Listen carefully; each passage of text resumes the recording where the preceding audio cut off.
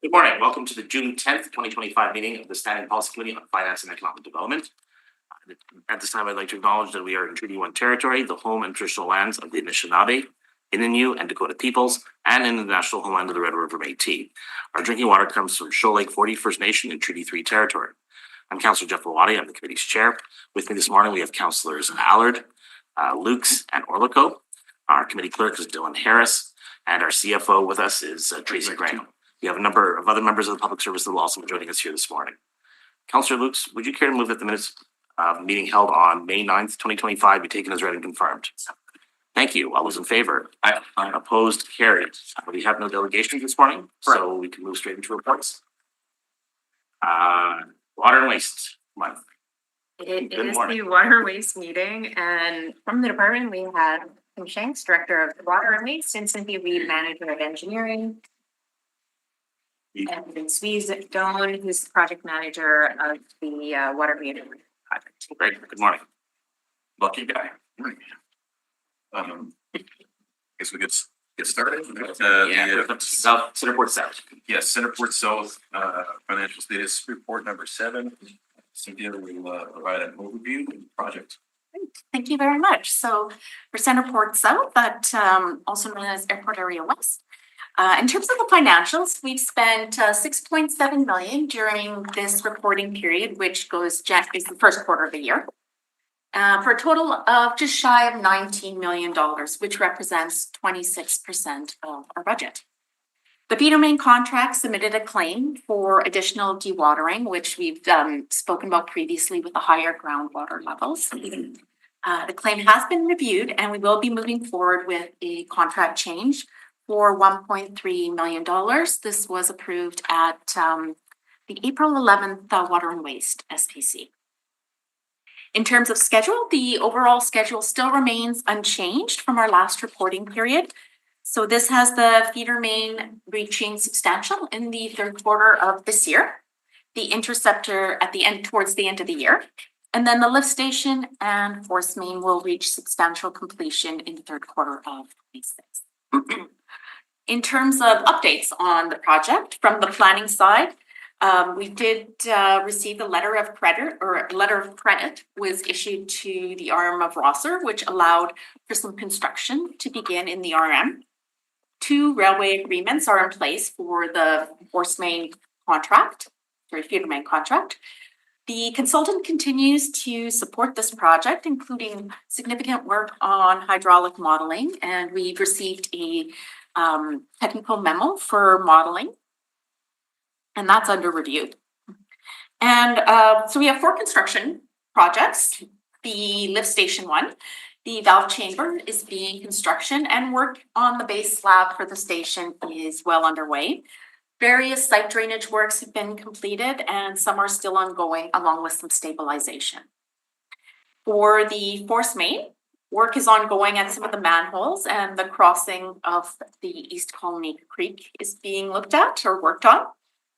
We had initially planned for a trenchless crossing at the Oak Point Highway. So this is a significant roadway, and we wanted to go underneath it when we installed the force main. So by trenchless, so you didn't have to disrupt traffic, it doesn't impact the road.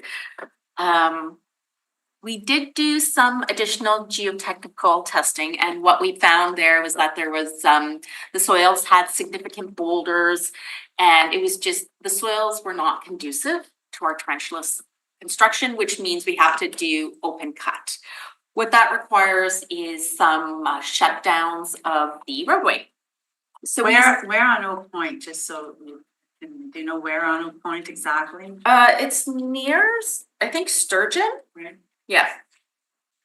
So a traffic control plan was submitted to the province, which had some full closures of the south lane for approximately 3 weeks. And this was subsequent to our reporting period, it has been approved by the province. So that we'll be moving forward with. Councillor Dobson's quite keen on being aware of these things. Has there been any reach out to Councillor Dobson and tell them that this is happening? I will confirm, but I know the area councillor is definitely kept in the loop by the project team. But yes, I will I will confirm that No problem. that is the case. Um, As further questions, Mr. Chair, through you to the public service. Sure, go ahead, Councillor Light. What does impossible mean? Just cost prohibitive? Because it seems to me impossible is a big word. oh, you mean in terms of the trench list? Yes, Right, so if the soil structure, like if you run into too many boulders, like big boulders that you can't, like, got this machine and it's kind of chewing its way through the ground, then you have to stop and you have to open cut it anyway, so then you need to open cut, take out the boulder, and then you can continue. So if there's a lot of boulders, you would have to stop and open cut in a lot of cases anyway. anyway, So it becomes cost prohibitive and then you have the same impact on the roadway. okay, Is that, I appreciate the qualification. yeah, for sure. Yeah, I don't like words like impossible when I am the types of things that engineering can. It's fair point. Mhm. You know, there's different ways to tunnel different technologies that for an increase in scale and complexity and cost. Mhm. So like, yeah, I mean, there's ways to tunnel through solid rock. It's not what we have played. I can imagine a few ways Yeah. myself. Yeah. So, yeah. Lasers. Lasers aren't great. For our third construction contract, which is the feeder main, 90% of the piping is complete. So that's that one is well underway. And we have one rail crossing left to be constructed. And the connection to the Rouge Road feeder main, which was planned to start in early May, has now been completed. And then our final contract is the interceptor and intake sewers. So we have piling underway and construction on the first of 5 manhole shafts began.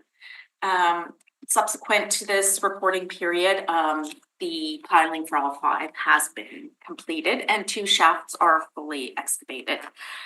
We expect the micro tunneling, which again is a trenchless construction for the interceptor, will begin this week. So construction on all 4 of the contracts is well underway. A couple of risks, new risks are mentioned in this report. One for the interceptors.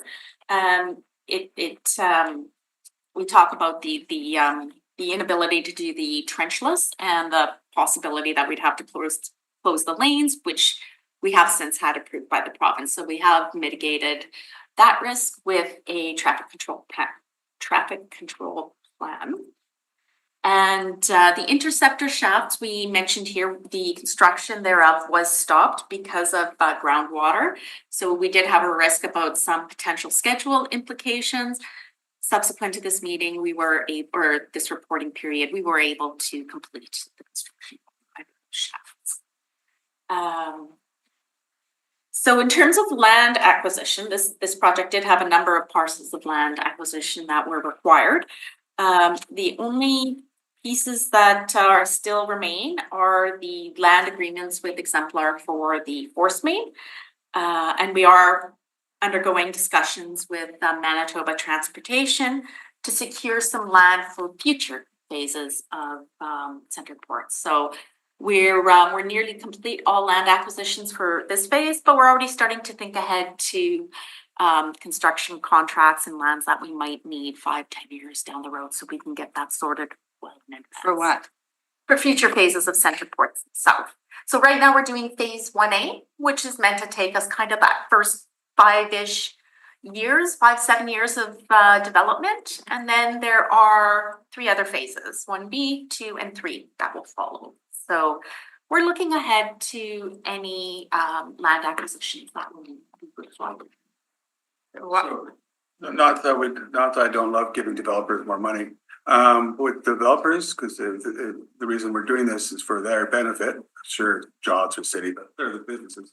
So would we pay for that next round, or would they have to do buyback? No, that's a really good question. So we pay for all the regional infrastructure. So city infrastructure, it's like the interceptors, Yeah. the really big feeder mains, and anything kind of the more neighborhood level of stuff, things that kind of go out, branch out from these, So they're those are sure. developer responsibilities. Oh, you're talking land acquisition for sewer and water in the already existing lands, but from developers. Okay. Correct. Got it. So yeah, subsequent to this reporting period, I'm just trying to think what I haven't mentioned. We did obtain a development permit for a temporary gravel parking lot in the RM to enable the forest main construction. We, 60 trucks were relocated and we were able to construct that forest main. The forest main under the CN Railway is complete. Railway crossings are always present a risk to us, any water crossings, rail crossings. So when we get those completed, it's always kind of a, it's a bit of a milestone for us. And I think I've mentioned everything else. Let me see here. One other thing is during the interceptor, I mentioned the piling work. The contractor did encounter a significant number of boulders during that work as well within the excavation area, and they have submitted a claim for about $500,000, yes. And that is being reviewed currently by our consultant. Mr. Chair, for you, the public service, what does that mean? Is that like a change order? It is a change order, yeah. So when they bid on a tender, there's some boreholes that are done, they get that information and they bid based on expected ground conditions. When there's a substantial variance in the ground conditions that cause them additional work, additional costs or schedule, they're allowed to make claims for that, whether it's schedule or cost. Okay, Yeah, so it's a significant change for them. and then I have another one. Okay. Mr. Chair, through you, the public service, this is the report where it's expected there will be a future request for more funding. At this point, no, we're not expecting more funding. Oh, okay. request. I read somewhere about in the future, public service expects to come to council for a budget amendment. Is that our report? Not for this report. That's the next one? That's, yeah. Alright. Yeah. There will be additional costs for future phases, but for phase 1A, which is what we are currently looking at and working towards, we're within budget. And is there a budget for the land acquisition? There is I don't know the amount, but when we plan the projects, we do have like we do put in kind of a pot of money for land acquisitions. Within that budget? For the land acquisition, yes. Okay.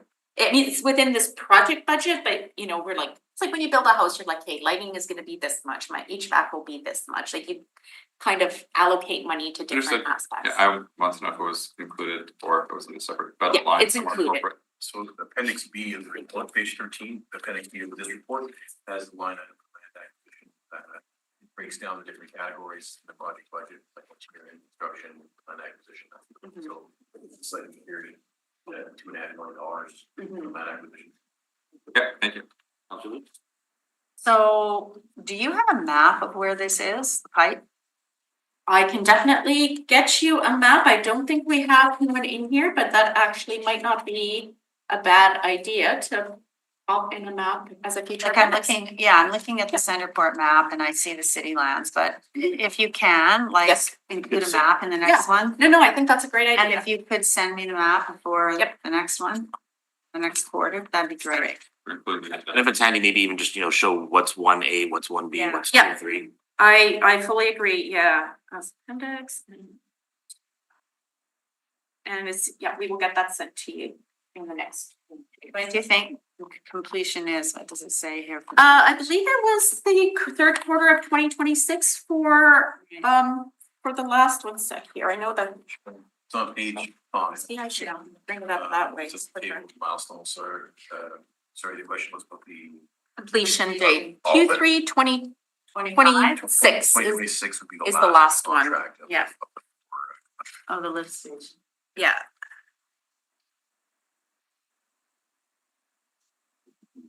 Okay, So great. are you ready to move this one? Yeah, I'll move it. Thank you, Councilor Lukes. All those in favor? Aye. Opposed, carried. Okay, new pick, power supply and headworks. Yes, project 1, Edwards, power supply networks, it's mostly Edwards now, power supply is done. Similarly, we have, Cynthia can give you a overview of where we're at on this project. Okay. So for the Headworks project, in terms of financials for this reporting period, we've spent approximately $8.2 million, which brings us to $334 million. which is 64% of our amended $500 million budget. We've approved an additional 6 milestones in this period. And we also had a number of contract changes or extensions that were approved. 1.7 million for the owner's advocate, which is AECOM. And this was due to when we had the Northwest Interceptor failure that caused an extension of our schedule. So we require assistance longer from our owner's advocate. We had $1.2 million, which was approved at SPC for some fire protection upgrades. So we had to upgrade some water mains. We had an additional 300,000 for archaeological work and potential future heritage monitoring. $500,000 was approved for assistance from external legal, and just shy of $2 million to extend our owner-controlled insurance. And again, that's for schedule extension. In terms of the schedule, we're currently at 74% of our schedule. So this is not just, it's the power supply and headworks project, which also has 3 ancillary projects, which I'll speak about later. So this is 74% of the overall schedule. And yeah, it's based on the final completion of the last project, which will be our DCS migration, and that's complete in Q4 2027. And we're still in the process of reviewing a revised schedule to determine contract impacts for the re-baseline schedule. So now we'll go into project updates. The main project within this is our headworks. The design is complete. So that is a really huge milestone for us. There's no more design work to be done.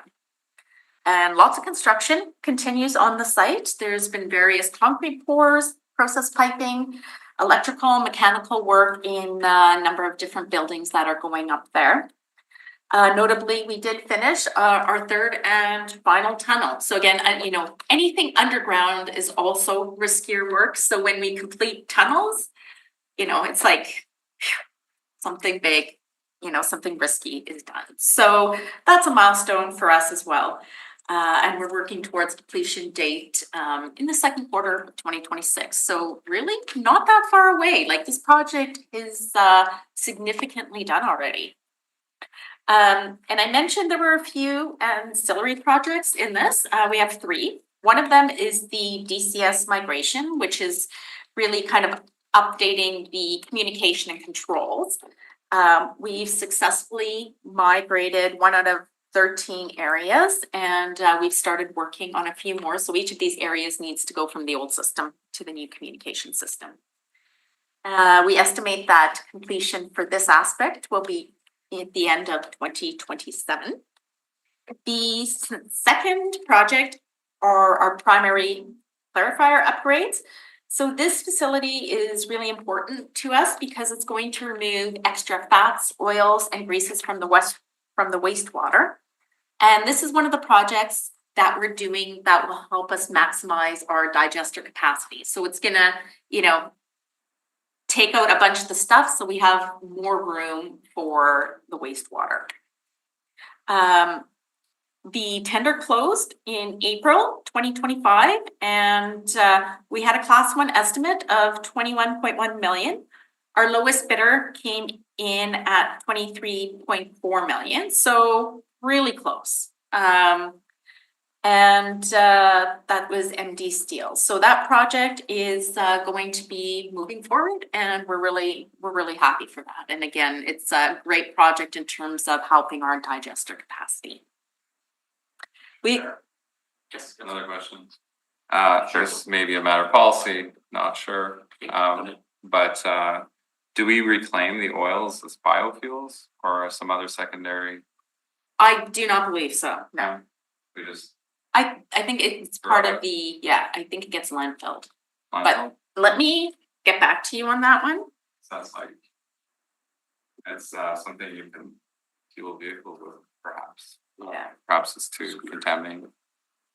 But perhaps it has secondary use. How much of it is there, or is there expected to be? I will have to get you those details. I'm interested. Yeah, amount. Thanks. Yep, not a problem. And the third project, oh, sorry, that's also gonna be complete in the third quarter of 2027. And the third project is the UV upgrades. So, The report says Q2, has it, sorry, the report says Q2, has that pushed back a little bit or? that is a typo in Cynthia's notes. So Okay, my apologies. okay, And I can confirm. sorry to interrupt. No, I appreciate that. I can confirm, Counselor, that the fats and oils do go to landfill. I'll get quantities. Okay. Um, Like so, diesel. pardon? Yeah, oh. There. So the UV upgrades, we posted this tender, which closed May 9th. So some of this information is like updated from what's in this report, but I may as well give you the latest instead of what just happened to the end of March. So the pre-tender estimate was $19.2 million, and we received 3 bids. And always good news when projects come in under bid or under our pre-tender estimate. So the tender was awarded to Red River Solutions, Oscar Renda, so the same company who's working on our headworks. And the lowest bidder was $9.1 million. So this is significantly under our pre-tender estimate, which again is always good news. It does make us look at our pre-tender estimates to see, you know, how accurate we think they are. You know, we did go in with what we thought was our best estimate, but there was a significant amount of contingency that was added to this project because of risks. We put it out shortly after the tariffs were announced. There's a lot of market volatility, and we are seeing that in different projects. But we didn't see that impact in this project, and all 3 bids were relatively close to one another. So we do know that we did scope it out accurately. So, you know, we didn't realize the risk that we budgeted for, and that's always great news. So, yeah, this one is moving forward, and we expect this one to be complete in the fourth quarter of 2026. So, financial question. Yeah. But I see on page 4, table 4. I just wonder if there's, so $160 million from the federal government committed. Provincial government, like only 96.75 million, which leaves us on the hook for 300 million. Which is about 70%-ish, 60%, somewhere in there, I guess. Is that, I know I'm not sure if we approved it, I've never seen the contract, not sure if it even exists, the chip. But is there any more money that we're expecting to see from either the federal government or the provincial government to help support this project? Not for the headworks, no. The chip funding is dedicated to biosolids. Right, which is, again, a big amount there too. Okay, so we're on the hook for the 300+ million, and that's not gonna change much. Even though their environmental regulations, okay, that's a fair deal. Okay. More risky. No, not. We did have an audit that was done on this project, which we've spoken about previously. KPMG presented their audit reports to EPC in January, and we are actively working to address and implement the audit recommendations. Following on the audit recommendation, council did delegate some approval of the owner's advocate over extension or contract changes to the public service. And a working group has been established in order to develop a fit for purpose governance for these really mega projects. And just as a side note, we have finished our first quarter audit update, which I guess audit presents to EPC. In terms of risks, we have engaged the public service, a consultant to do a quantitative risk assessment.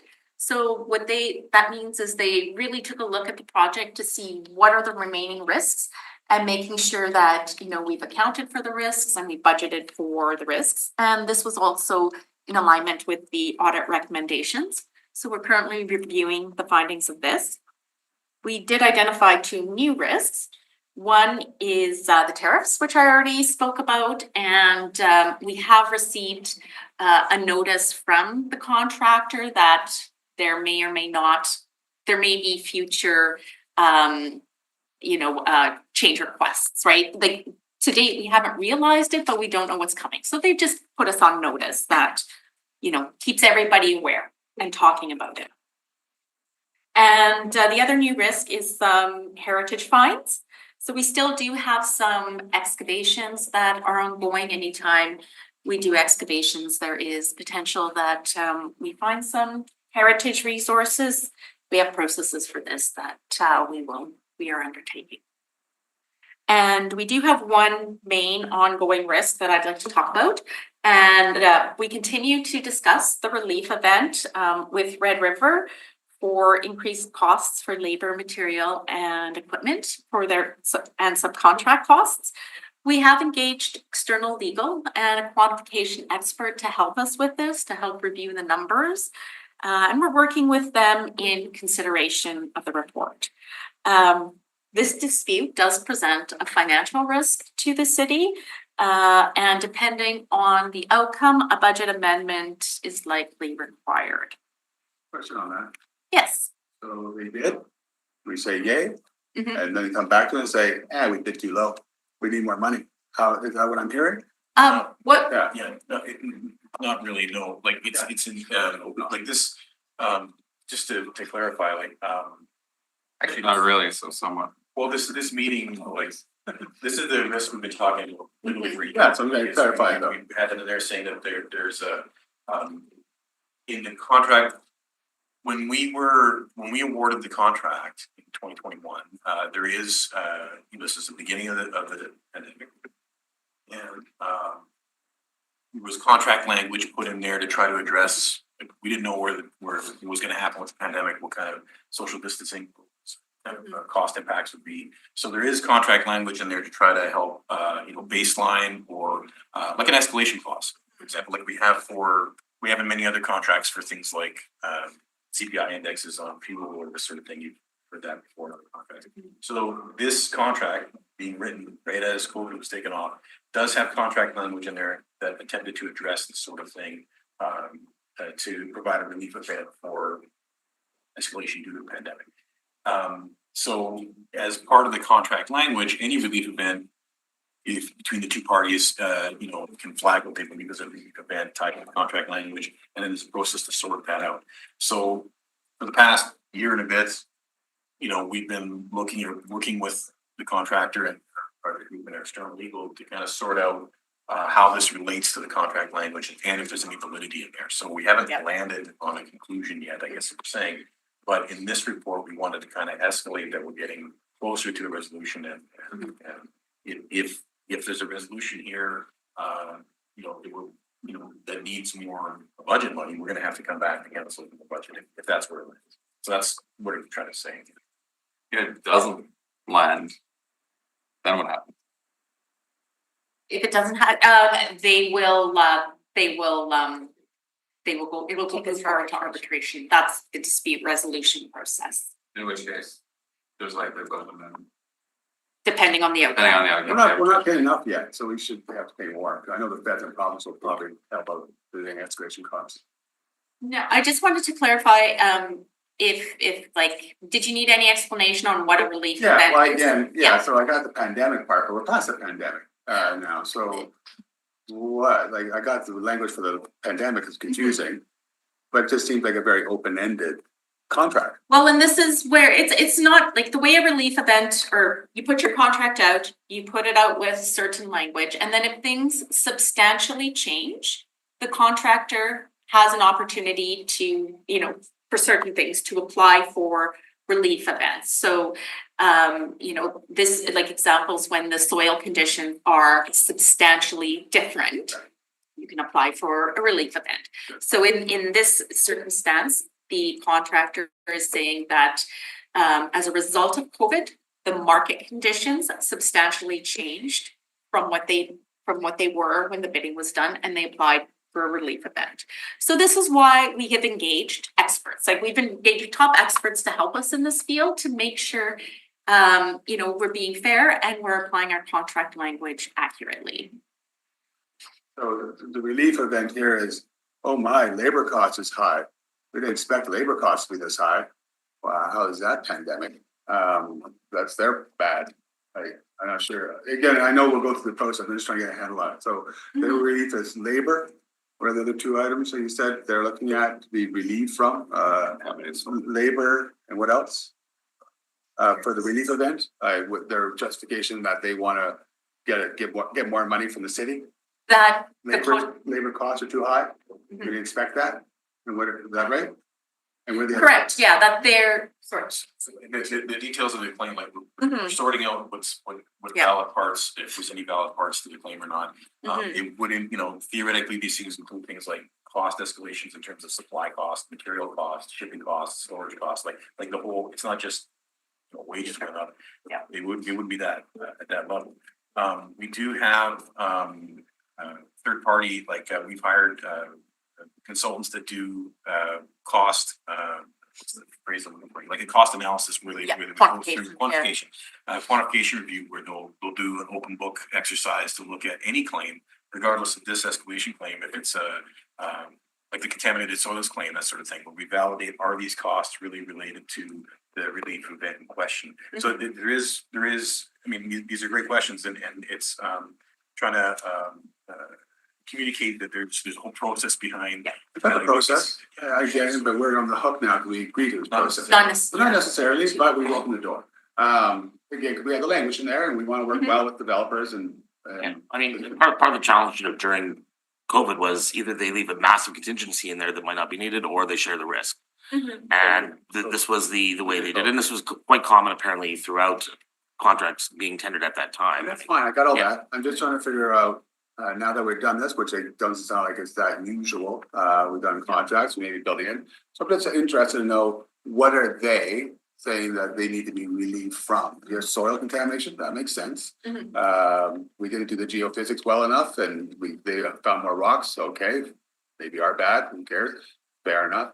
But if it's stuff like, I'm just curious, if it's materials, well, we just heard tariffs that have no impact. I'm just wondering here, I mean, some of this may be commercially sensitive, If it- and if Yeah, the contractors are listening, like, I'll would there be desire to go? You should go on camera? We could if there needed to be Specific. I think Specific sensitive this information. This is a negotiation ongoing I can- right now. I can- There's I a lot- can- there's a lot I can going on. broaden- So I think there's probably, I agree. is there. we probably want to be careful I- what's disclosed here. We do have an income, we do have an No, it's income okay. bylaw. Yeah, no, We've seen this happen in the towing industry post. yeah, that went well. Where things have gone up 30 to 160%, Right. and there's no we real still- scrutinized. We still gave them a contract back, but Yeah. so my question though is, so we have this clause, is there gonna be a process, and again, I know you guys are so busy, but will there be a review of this type of clause in our contracting going forward? We're saying, well, maybe this is way too open-ended. And yeah, we Or definitely. maybe not, maybe it worked out fine. No, we definitely apply all our lessons learned and looking at, how structuring biosolids. You look at the risk and how can we better handle that risk? So certainly we do apply that. And is there any and again, if they can do that, I guess we can do that. We can say, well, it's actually wasn't as hard as we thought it would be, so you owe us money. I guess that, right, is there a two-way street on this game? Or is it just a one-way, we're gonna take more money from you? Do we we say, you know what, the soil wasn't that bad, we thought it'd be worse, we didn't find any historical stuff, so your job was easier. So is there a two-way street on this, or is it just a one-way? It all depends how you negotiate or how you define the contract terms. We. Contract didn't put terms are anything- defined already, so could we do a relief from the cost of the developer charging us because it was easier than we expected? I think it would be more so like a change order, like a good example, a good academic example to think of is the soil question, like when we have excavations in a contract and we're never 100% sure what kind of material is gonna come out of there. You know, instead of saying anything you dig up, contractor, it's on you, you know, that drives the contract price, the whole contingency. Instead, we say, hey, here's our best information, here's some boreholes, here's the baseline we assume. If the soils deviate the wrong way from that baseline, that's a relief event and then we pay for it so that they don't carry the risk and then we carry the risk. If, for example, we didn't need to excavate as deeply or we can change order and remove the scope from the contract, so we're always able to do that. And so those Say change of scope means we're not gonna pay you for this anymore. yeah, like we don't want that work anymore, because they don't dig as deep. And we can do that. And we can do that, yeah, Okay. yeah, for sure. Those two. I mean. this Still a is- different model, I got you, from relief event, I see, but we still have the opportunity to say, our relief is, we overcompensated too much on that one. It wasn't that hard, so we don't want some money back. Yeah. Or change order, we're not gonna need you to dig 8 feet, you only need to dig 6 feet, therefore your savings is $1 million. So therefore, we're gonna change that contract, and you owe us $1 million back. It all depends how you, because really what we're talking about is like a basket of risk. So it all depends on how you allocate risk in your contract language. So every contract could be slightly different. I'm just getting a really strong feeling that the developer can ask for relief, but we can't. That's what I'm feeling. Well, I think relief clauses are designed. I don't want to pay as much because it was easier. Yeah, They're gonna go, we had to pay us regardless. but I think technically like relief clauses are designed to relieve the contractor, like it's the equivalent on the customer side or the client side would be like, I think a descoping or a change order. So it's different language, but to your point, I think you're saying if things change to our benefit, do we benefit? In some contract structures, like some of the you know, we have a target price versus Fixed price. fixed price in the construction phase. That's where you can start saying, well, here's if we come in underneath this target price, then that value is shared between the some of, not all of it comes back, and some of it's depending on how you. But we could share in savings if we come underneath the target price in that contract structure. Headworks is a straightforward design build, fixed price. So it doesn't have that type of flexibility in it, but certainly if we wanted to de-scope something, we can take that value out. We'll wait and see. Thanks very much. Thanks, Mr. Chair, another question. Councilor Howard. Yes, through you, so soil contamination, is there any public health issue around this? Like this should be communicated to the province of Manitoba, or contaminated soil is all I've got. Yeah. Like, what, like, are we talking? So there's no public health. No, and So what would be a theoretical example of contamination that does not involve public health? I'm not sure what's all, like, so for Not example, specifically, because, well, not necessarily specific. Yeah. they used to, my understanding is like, you know, they would have at some point back when used some of the the processed water to put on, you know, you may use it to irrigate your grasses or something. Mhm. So, you know, there are trace elements, I don't know which ones offhand anymore. Well, yeah, it's 100,000 kilos of copper. Yeah. So depending on, you know, they de-descritize or they separate, you know, different levels of contamination depending what's in it, tells you what you can do with a soil after. So some is suitable for like industrial use after, and then it's dealt with accordingly. Some needs to go to special landfills that are meant to take that, and then it's done. So the costs associated with contaminated soils are, I guess you need to I get a do- special facility. Or Or what's your total contaminated? need special soil? PPE or talent, need special machinery. On page 5, we've got Three. some cost to date for contaminated soil. It was just over $3 million. I mean, different ground conditions of contaminated soil, but it's very related to excavation. So we've got, you know, another $8 million there. So those are the kind of costs we've spent. Did that answer your question? Yeah, well, I mean, generally speaking, if I understand correctly, costs may or may not include special landfills, You but they would- could include other things presumably. The costs related to soil that is contaminated include having to bring the soil to special landfills. Yeah, or I'm just wondering if there's other costs that, whatever they need to do to Yeah. manage the additional Got it. contaminated soil, that will be part of the contract. okay, Yeah. I'm nearly through the report here, just a few subsequent events. I already mentioned that Red River submitted the notice about the tariffs. Good news, on April 30th, we did receive an additional $4 million from our insurers for the Northwest Interceptor. So to date, we have $7 million that's been approved from the insurers, and we continue to work with them on that. Sure. I mentioned the UV what does that mean? Like, how do we get money from insurers? Can we do that more? Well, we, like when the Northwest Interceptor, yeah, I mean, we, when there's a reason to work with our insurers, we do work with our insurers. So with the Northwest Interceptor failure, we've been doing that, so.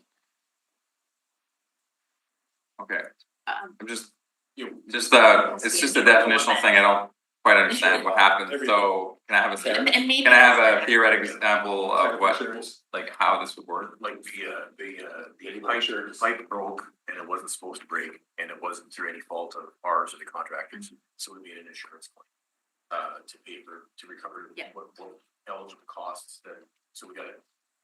Okay, that makes sense. Sure, Yeah. Like, so the pipe in my house broke, the insurance will cover. Yeah. Pay the deductible. Yeah. And they don't just pay us everything all at once. Only on the sidewalk. Only up to the sidewalk. Oh, up to the sidewalk. You have to relate the cost, you have to qualify a certain way, so we gotta work with the insurer, that's what we mean. Yeah. Okay. Thank you. Thank you very much. I mentioned the UV primaries already that were awarded. We did receive one more notice of a relief event. So during excavations, Red River encountered some shoring underground that wasn't on any, so for a previous project, there would have been excavations and some shoring for that excavation, wasn't removed, didn't appear on any drawings. So this is a change from what they could have expected when they bid. And they have submitted a relief notice for 40,000. We are able to cover that under our standard contingency. If I can may on this one. So, and again, I little knowledge is dangerous, right? Yes. So my friend does this work. He does the sonics and he does all the other stuff underground, blast holes and does those sound waves. They can map out pretty incredible detail for in the middle of a glacier. They're incredible stuff. It sounds like we didn't know what was underneath the ground. We guessed, did some sampling, but did we do anything else? Like, was there any other, any other tools that are out there to get because these things, that's where we seem to be getting hit a bit here. So. No, we didn't. I mean, we review drawings, right? Yeah. Like typically something like this would show up on a drawing. And Boulders as well, like they wouldn't maybe show up on a boulder, but if you Yeah. do this, you do the sonic kind of sounding, you're gonna see that those sound waves are breaking there. You'll know there's boulders everywhere. That's what they do. We radar. like ground penetrating radar, is that? Yeah, what they do, they bore a hole, Mhm. shove it with dynamite, blow it up, and then they have all these sound sensors. Seismic things, yeah. Seismic stuff? We did not do any seismic testing in Northland, Winnipeg, no. Like, yeah, that's. And they have other mechanisms too. They do, they have radar, they have X-rays, Yeah. they do all that stuff, and they come back and they say, this is what underneath your ground. So they can find out if it's a diamond or a gold just by this, and it sounds like we didn't do much of that. I'm not sure if those are all scalable to the kinds of things we'd be looking for. Well, yeah, like, he does it for like a couple acres sometimes. Like looking for shoring equipment. But you don't know, but we never did it. That's my question. So we put ourselves at a little bit more risk by not doing that, and maybe should have. Well, to be fair, we are doing like industry best practice. Like nobody does seismic testing before they do excavations. I think that's not. We knew this plot of land, major spot, problem was for this whole land was a big rock in the middle. We knew that going in, the big part of using it, but repeatedly. But it's Semi-audible. That's center port, is Center port. not, this is, yeah. Okay, true that, I am more moving on to center port, we were also facing the same problems there, okay, but we don't do that kind of stuff, we just do samplings, We do boreholes, yeah, that's, yeah. so, okay. We do boreholes, like we drill in the ground, Pull it up. check to see what's in there. See what's there, yeah. Yeah. And so we would, look to see like what are the soils? Are they contaminated? What's all in there? Pardon? Is there gold? Is there gold? Yes. We did not find gold. Oh, No gold, no money tree, we're not finding anything. We do find teeth though sometimes. Yeah, we don't wanna find those. Okay, thank you. Come on along. Somebody ready to move this report? It's report. Sure. Councilor Weeks, all those in favor? Aye. Opposed, carried. Thank you very much. Report 3, North End Biosolids. Report 3 on project 2. Project 2 biosolids, and Cynthia can provide an overview on this. Very, very exciting. Actually, I will interject for a moment. We were just at a Canadian Water Network conference and received a lot of positive feedback from industry representatives, contractors, consultants, and from other municipalities on our how our progressive design build model is working here. Good feedback from partners as well. So very excited about how this is progressing in terms of our design phase. So I think we should brag about that when we can.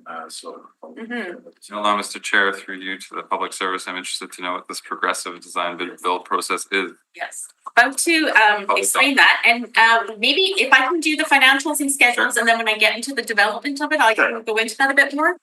Does that work? Okay. So in this reporting period, we spent 13.6 million, so we're at a total of just shy of 32 million, which is 3% of our budget.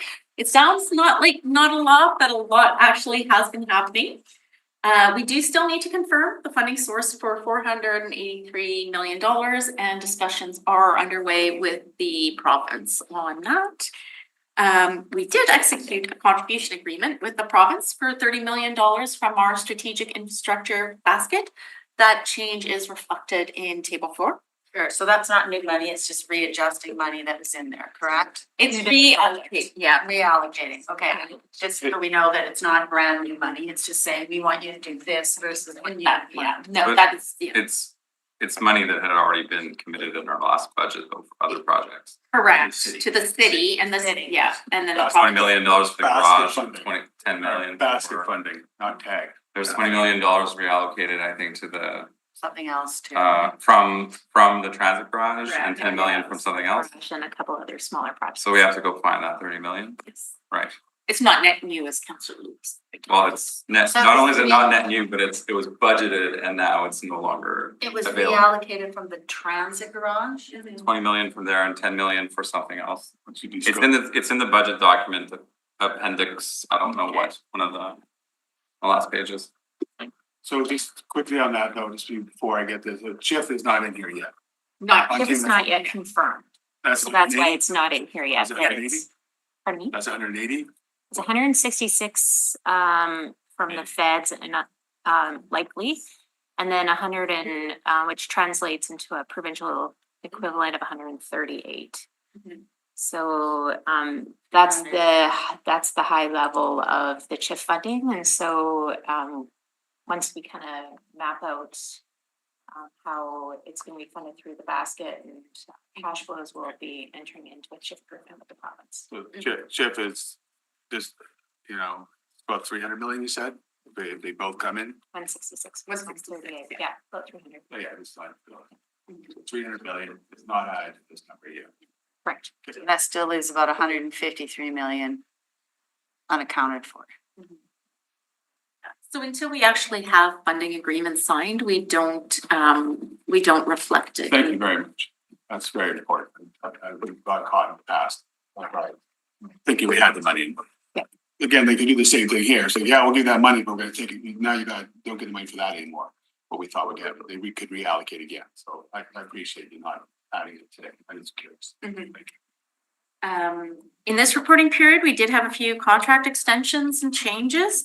1.1 million went, our contract changed to our contractor for unforeseen subsurface conditions and contaminated soils in the early works package. And we did have a $220,000 extension to our external legal for their advisory services during the development phase.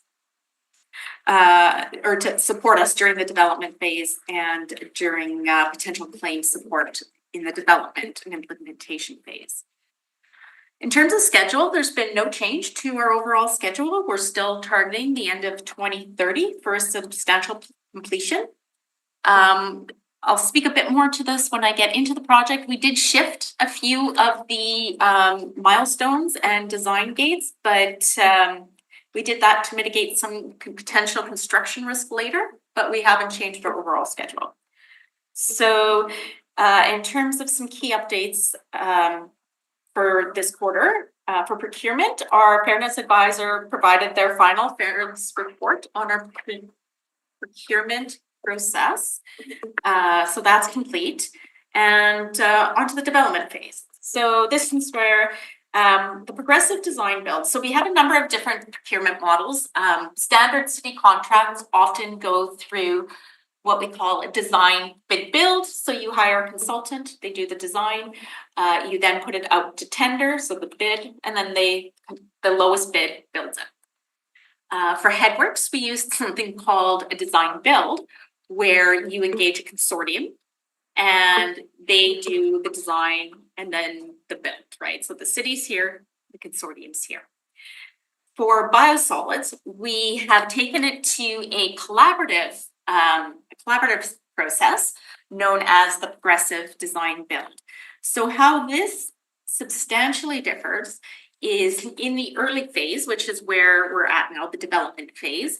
You have in the room at the table, you have the consultant, you have the city, you have the contractor. So as you're developing the project, you're collectively working together. So you're designing, and we have a really good example of this. Or we had a good example of this, where you kind of run into something, and it could be something where you're like, is this going to be a schedule risk? Is this going to be a cost risk? And you collectively look at how you can mitigate this risk. So we did experience one of this when we were looking at how we want to digest our sludge.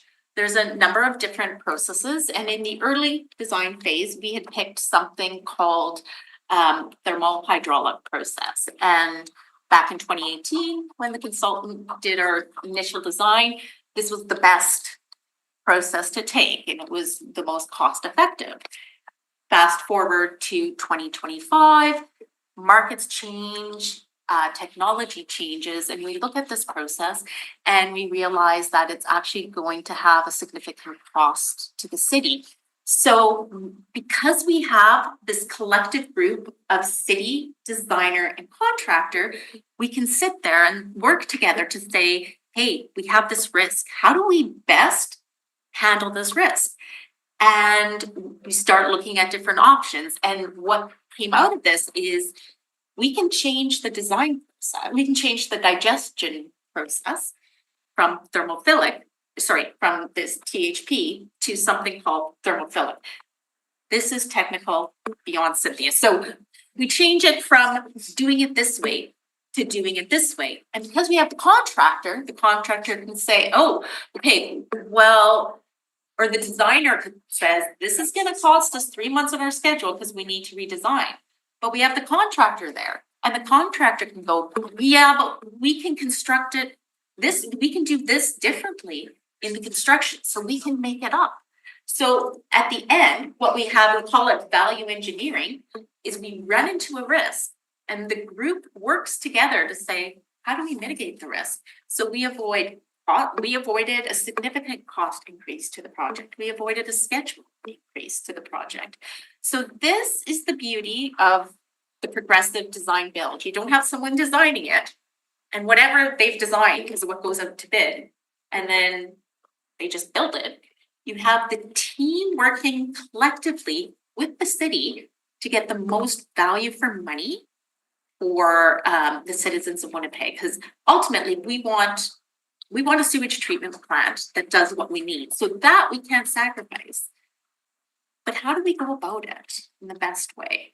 So I don't know if that helps kind of explain what the progressive design build is or how it works. But, you know, in the example, it was a real life example. You know, the consultant even at this consortium was saying, like, somebody else came in to the group to watch this group trying to work it out. And it's such a collaborative team. They didn't know who was with the consultant, who was with the contractor, and who was with the city. Like, the team really works as one entity to get the best product.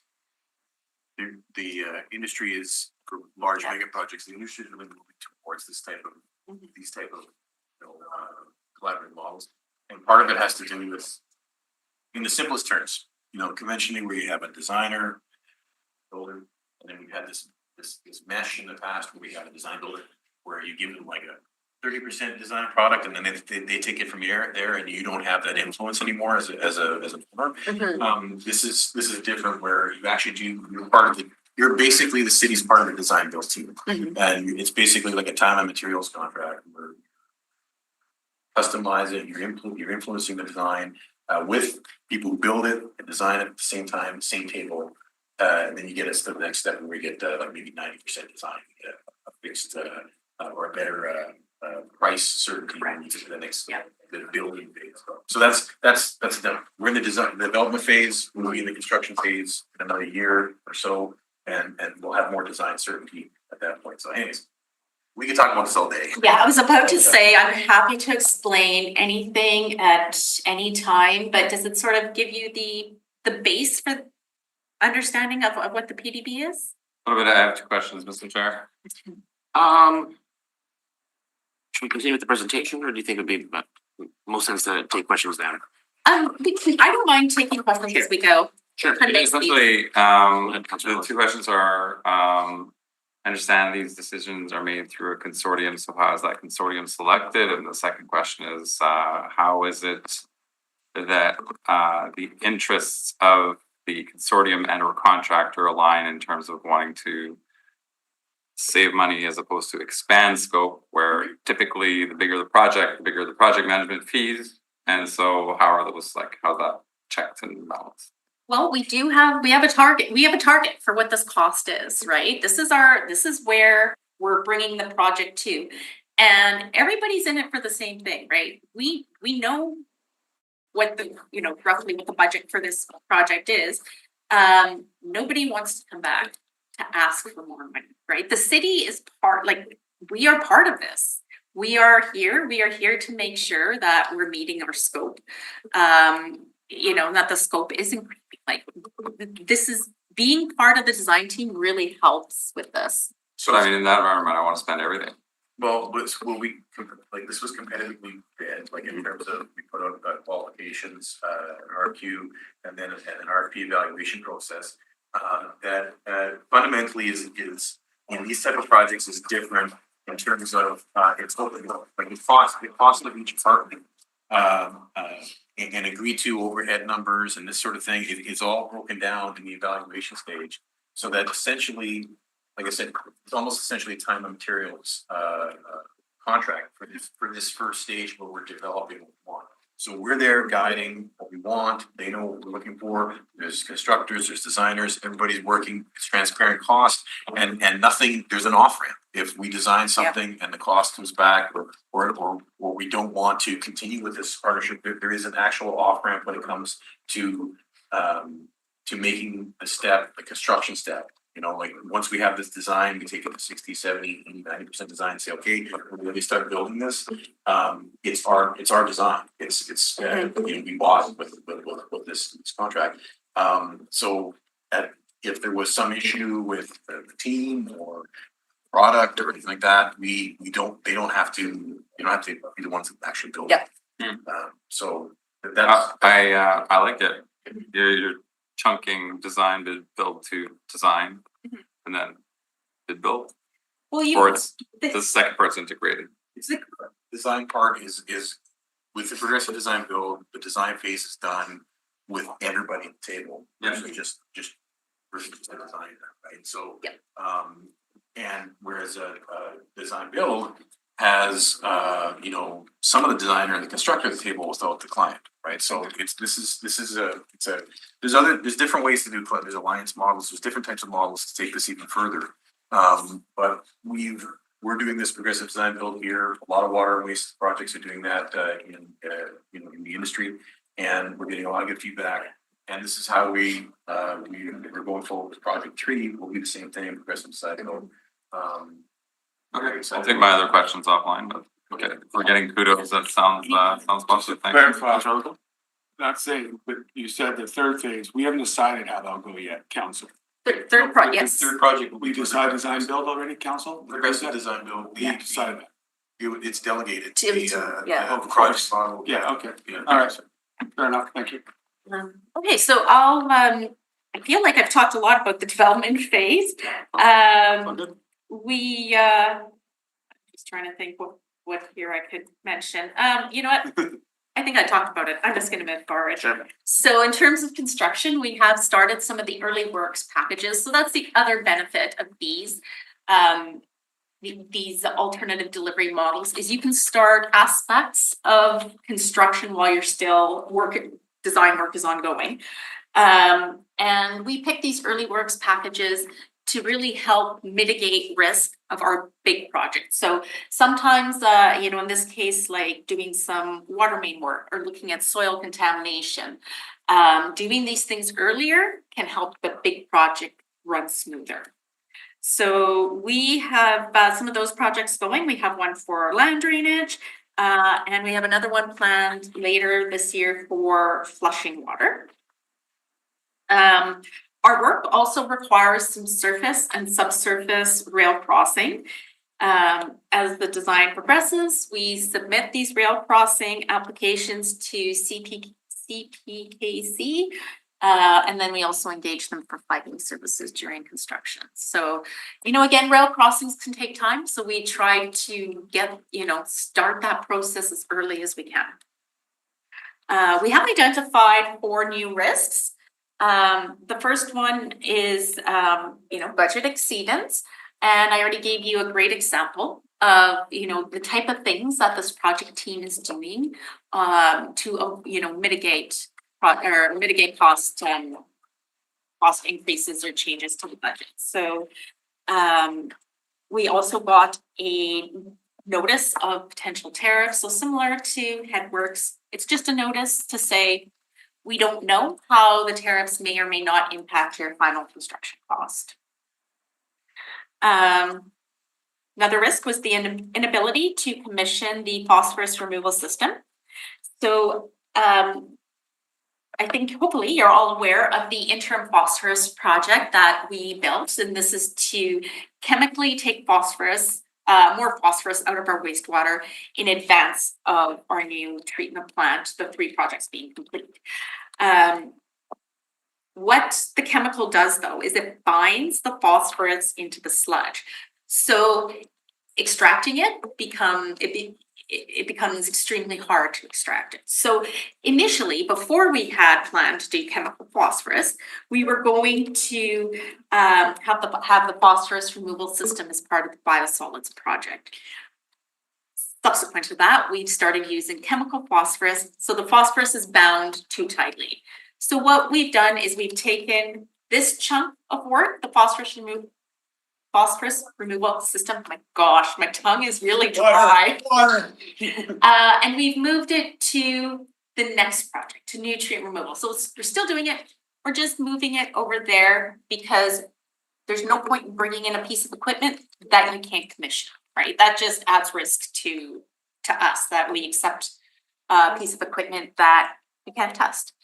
And then what we've done is from the other project, we brought the flushing water in. So we kind of took 2 scopes of work, we swapped them around in order to mitigate our risks. Does that make sense? Yeah, so I have a question Okay. later on. Yeah. Okay, that's fine. So now that we have this phosphorus in our digesters that are chemically treated, the phosphorus, we can't get rid of it. And now we have this sludge with phosphorus in it. Mhm. What happens? Do we just put that in the fields and let the phosphorus leach in that way? Like what do we do with this phosphorus Yep, and sludge? Is it still phosphorus or is it phosphorus chloride or something? I'm not a chemist, but I can, okay. I'm not gonna see Uh, Hey, Mark. But it's been precipitated. Well, I was gonna say, that it's kind of two separate things, like there's the treatment of the sludge. Digest it, stabilize it, treat it to the standards required, and then use it for soil fabrication or land application, like with some farm fields, or that sort of thing. But the phosphorus levels in it, we're looking to, in the future, be able to recover the phosphorus straight up the struvite, like to pellet Right, Yeah. yeah. yeah, and so what we're trying to say here is our process to snatch it out of the sludge on its way through the plant. Is not gonna be able to work if it's chemically bound with the ferric all chloride. right, yeah. So, yeah, it'll be some compound, phosphorus will be probably ferrous. phosphorus Yeah. compound. And then what are we gonna do with that? Well, it's, Right now, it's Yeah. it's still being processed conventionally, so the phosphorus is bound with these chemicals, it's put in the sludge is digested, it's processed to the class A stuff, phosphate, yeah. and used as we're allowed to use it, but in the future, there'll be that much less phosphorus in it. 'Cause we're gonna take Besides the it- future. So- We went on this plan to say we're gonna keep phosphorus out. Yep. Bio's not working, yeah, we're not ready for that, so we're gonna jump ahead of it and do this one. And it's working. And my concern, sure, that's working. right. So we'll keep me out of the river this way. But then if we're then going to apply it to the farm fields, how do I not know that the phosphorus is just gonna leach into the rivers? So, again, I'm, my chemistry is very little, but I believe it's not bioavailable phosphorus. And Also, well, it's not, that's part of how it gets digested, right, like it's not available for, it doesn't separate to be used in those biological processes, but I wanted to talk about the land application process, for Yeah. example, there are very strict rules with where it's applied and what the drainage is monitored, to what level. There's all sorts of monitoring that goes on, so sampling, you can put it on, you can apply it, it has to be samples. The drainage is gonna be burned, like there's a bunch of rules to how it gets applied, so that the rest of the fertilizing action of it is actually captured in the plant. So there's rules, there's very strict provisional rules about where we can apply the stuff, and it does, the rules are there to try to be able to address. yeah, like How about waterway that? distance. I'm gonna go for a yes or no question to see where I get this one. So by taking this treated sludge and with all the rules, am I hearing you say that phosphorus will not leach into the rivers? The one we just put back into the soil. That is okay, again, this is in my area, but the regulations include, you can only apply at certain times a year, distance from river.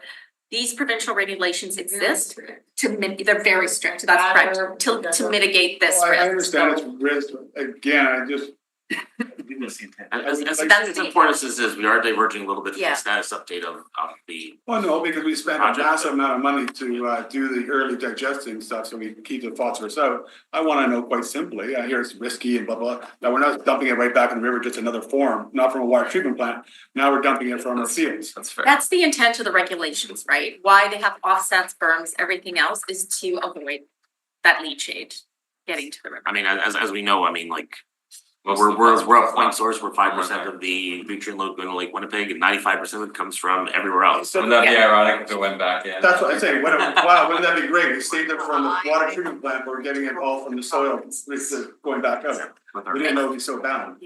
I think that's why the province has those regulations. Can we get a little bit more definitive, or I can follow up an email to you to see if I get anything more from that, 'cause- I don't have any more We had chemist information. Bart Kivas in the room, we could suspend the rules and he could explain it to Sure. us, but- Yeah, Okay, fair enough, well, I'll. Mr. see. Kiedis loves Struvite, I think. It'd be very upsetting if we're just putting phosphorus back into the rivers, so. Just a financial question, is it still cheaper to do the biological process in the long run than the chemical process in the short run? Yes, Yes. yes. So we need a long run solution. So what we need to look at is chemical long run and biological in the long run. And it definitely is, we're avoiding, you know, I mean, not only are we not reliant on chemical, like the biological, it has a larger carbon footprint.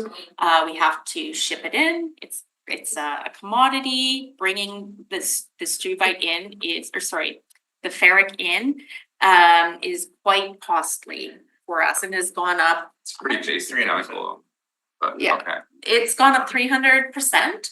And then you're limited, you're not able to extract the phosphorus and it creates more bulky sludge, so. At a very basic level, Yeah. yes, there's, yes, it's biological long run. Mhm. And you gotta understand. Project 2 is building digesters sized for biological sludge. So if we decided not to go, Then you have to you have to build bigger. project 2 just became bigger. Okay, Thank you. thanks.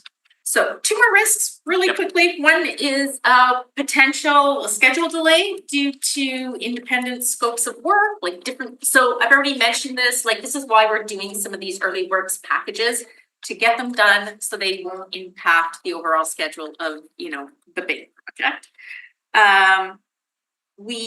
And then the last is value for money validation.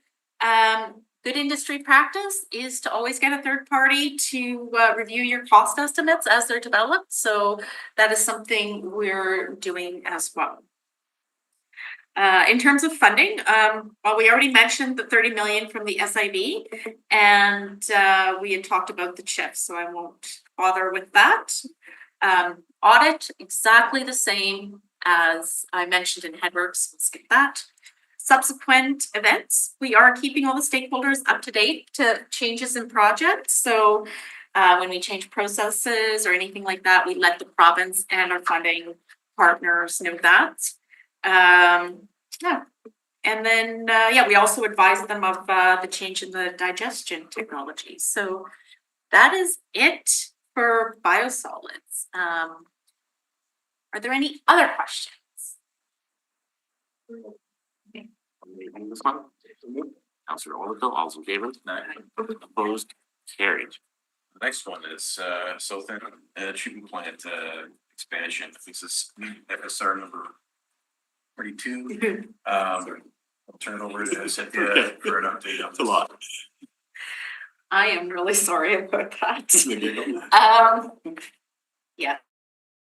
42. My goal is not to get it into the next, chunk number. We do continue to progress this project towards the finish line. And I always like to, as we're doing this, we are in compliance with all our license targets for all flow conditions. So yes, I realize we're at 42 and it feels like we're inching along to finish this off, but the bulk of the project is complete and we are meeting our intent. So, I mean, yes, we are inching, right? It's, but we've accomplished what we're trying to do, which is to, treat our process or treat the wastewater. So in this reporting period, we've spent 2.5 million. So we're now up to 350 million from our budget. We did have a $1.5 million contract change for engineering services due to the media release. So the media, this is like a filter medium that we use in our biological process. And going back 2 years or so, there was an upset and some of the media was released. We've made an insurance claim. We're working with our insurers on recovering costs for this. And no new appeals were resolved, and we do continue to work with the contractor on developing an alternative dispute resolution. So I'm going to speak about the project updates first, and then I'm going to come back to the schedule. So I'm just going to switch the order of what you see here. So as we are moving forward towards the finish line, we submitted an amendment to our compliance plan in January to the province which they accepted, sorry. The consultant continues to support us as we try to close out remaining areas. We did have some commissioning delays, and that's why we extended our consultant contract. We're working closely with our contractor to get more areas closed off. We're working to optimize the rotary drum thickeners, which we spoke about last couple times, and resolving deficiencies. So in this reporting period, or at the end of March, we had 4 areas left for handover. Gonna just like scoop to subsequent events really quickly because I'm very happy to say 2 of those 4 are ready for handover.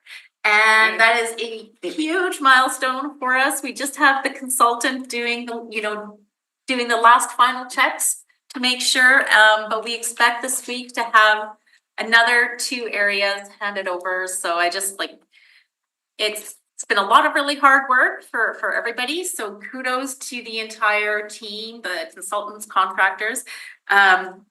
Leaves us with only 2 areas. Okay, so I'm gonna bump back to schedule here. So in February, we were advised by the contractor that they were gonna complete the remaining scope of work and demobilize by May 2nd. So we had advised them, and this is, that if they left prior to completion, we would put them in default. We had a lot of conversations. We met with the surety, we met with legal, we spoke to the contractor. The short version bringing us today is they have committed to stay, they're working with us. They provided us a letter to say they will stay beyond May 2nd. And as I mentioned, we're working very collaboratively with them to get the areas closed off. So we are addressing the issues and working towards resolution. So like I mentioned, 2 areas are like about to be handed over. So we did have a couple new risks. For the last 2 areas, one of them is as we thicken the sludge, we need to put in a polymer to help it like thicken up. And this one has proven to be a bit tricky for us, and we're struggling to get the polymer selection right, or so that the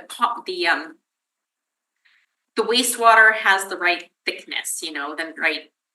Yeah, we'll leave it at that. Viscosity? Well, it's kind of like, Acidic it gravity? helps it like flocculate to make like chunks, right? So instead of just little floaty bits, we want them to come together into bigger chunks. So the polymer does that for us. So in order to process it, we need to get the right consistency of chunks.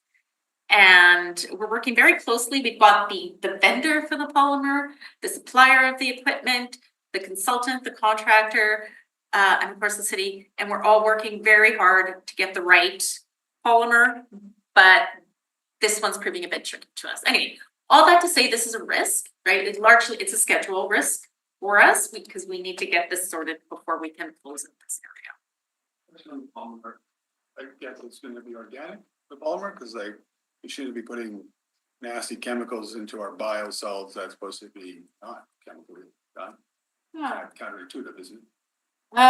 If you can hold on a minute, Okay. I am going to check with the team and see if I can answer what that polymer is for you. Again, it's probably just not today, because again, it'll feed over to other projects. I gather the polymer will have to be used in the north end plant as well. Where we'll figure out the south end plant. So yeah, I just hope we're not throwing nasty. Mhm. We're trying to make it so it's not nasty. Yeah, I can get back to you Yeah, on please do. what the Thank you. polymer is. Sorry, and then for the other area, it's an HVAC issue that we're struggling to balance and again, I'm not an HVAC person, but it needs to be, it's the foul air system, so we need to collect, as you can imagine, this process emits foul air. So the foul air system you know, it needs to be collected and managed properly, and we're struggling to get it balanced. So again, we're working with the contractor and our consultant to try to identify what the problem is on that. The risk again, schedule. You know, overall, the budget has, the project has faced a number of challenges. We're nearing the end, but we're not quite there. So there's still a few unknowns ahead, you know, schedule exactly, you know, what polymer we're selecting. So we are carefully, you know, monitoring the budget and the remaining uncommitted amount, but until the project is complete, that remains a risk. And then subsequent to this report, there was a request for a budget amendment of $10 million that was heard by EPC. So essentially, the intent of this $10 million was like, after we heard from the contractor that they may leave the site, the city needs to ensure that should they leave, we're still able to operate the plant, continue the project, finish it off. So this money was intended to help us do that. So really, to this point, we have, like I said, we've been meeting, we have met with surety, you know, put a lot of kind of controls in place so that if the contractor were to walk off, we're able to just, you know, continue to meet our license and complete the project. Is that in table 4? Pardon? 10 million including table 4? It should 375 million. be, I'm just gonna scroll ahead. Table 4, that we have added that 10 million. Oh, no, it is not. It's subsequent events, so. Sorry, that's right. Yes. The project cost right now is 385 million. I had 10 million for the bottom number. Again, we may not need it all, but. So it happened after March, Yeah, so this is. so it'll be in our next report. But also, it shouldn't be an extra, like we're expecting to recover from existing. But it will show up right now. Show up. Yeah. While it's there as a placeholder, it's, And recover some. we're supposed to recover, we expect to recover. Yeah. I hope so. But yeah, Yeah. right now it's a cost, it's an add to the cost, hopefully we'll recover some back. Temporary inflation of project. Yeah, I got it. Oh, I think it's fair Yeah. that we did it. Yeah.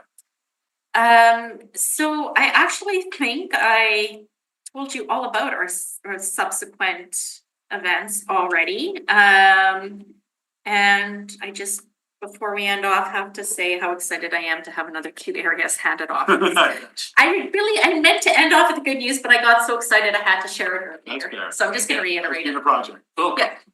Okay, any other questions? So just to clarify then, we have the feds in for 42 million, the province in for 17 million, and the city is in for over 300. 316, correct. Wow. So this one, I'm sorry, I'm just gonna make a note to get back to you, Counselor, about the polymer. So it's 1/3, eh? Ain't no 1/3 anyway. Even here, 40%. so best we got is maybe Chief. This is policy again, but we're getting into polymers, so like, what's the quality of the water once it's finally released? There's a ton of different parameters that we have to meet, you know, including, Like, is the copper coming through? I couldn't tell you 100,000 offhand, kilos? but it's all on our website and I can definitely get you that information. We could say if there's copper in it, it's underneath the limit. It's underneath, it will be, Actually be yeah. the license requirement. It's a lot of copper. If it- that's regulated by the province, so whatever they tell us to do, we do. And the polymer is going into sludge, right? Correct. Yeah, the polymer is going into sludge, so it's going into the waste stream, it's not, doesn't come over. Is the license or like, can we get that information? Yes, Quality of the absolutely, it's water? on our website. It's on the website? I Okay, can- I'll check it out. If it's on the website, I'll find it. And you know, what we also post on our website are all our like the testing we do at the south end, all our you know, the compliance reports, that's what I'm looking for. So you can see, you know, we'll have the license and exactly what it is that we're hitting. There's a lot of work to take out one substance. A lot of work to take, yeah, there's a number of things, like the license, the revised license did include phosphorus and nitrogen. Changes to the limits, changes to the total suspended solids. And then of course, the requirement to biologically treat and maximize beneficial reuse of biosolids. So there were a number of components of the new license requirement. Thank you very much. Someone ready to move this one? I'll move it. Thank you, Councillor Allard. All those in favor? Aye. Opposed, carried. Water meter renewals. Yes, Cynthia. Thank you to whomever ordered these. Go ahead, You still got one more after this. It's a break. Break. So number 5 is the water meter renewals or advanced meter system or AMI project. As we don't want to see the project manager. This endeavor, very excited to talk about this as well. I think this is a great news project overall, so I'll turn it over to Zui to give you an overview of where we're at. For number, this is status report number 4. Morning. Morning. So just going to give a little bit of an update here. As of February 6th, we awarded our consultant assignment to this project. So that was RFP number 399/2024. We awarded that to Diamond Services Incorporated. And we have started with the business needs and addressing some of the vendor RFP specifications going forward with that. During this last quarter, we spent just under $64,000. So we're still in the preliminary rounds here. So to date, we've spent $271,935 of the current adopted budget of $68,496,000. So the contract with Diamond Services, our pre-bid estimate was $5 million. We received 3 bids. They're all within under the budgeted amount, and the total value of this contract is $4.544 billion. We are still on track to have the contract for the vendor RFP coming out in the next quarter. So Q3, it'll be coming out. And we're still on track for installation starting in Q4 2026 and citywide deployment starting shortly after that. One of the risks that we've kind of mitigated was related to the tariffs. While some of the tariffs have been affecting different vendors in different ways, we've decided to do a technical evaluation on the tariffs to be able to see how it will affect the overall scoring of the RFP or the vendor RFP that's coming up. So that's going to take into account where some stuff are manufactured, the components, where they come from, what effects they may have from Canadian and US tariffs that are coming in. So we're going to be trying to figure out the best technical way to evaluate that to mitigate the risk to the city for that side.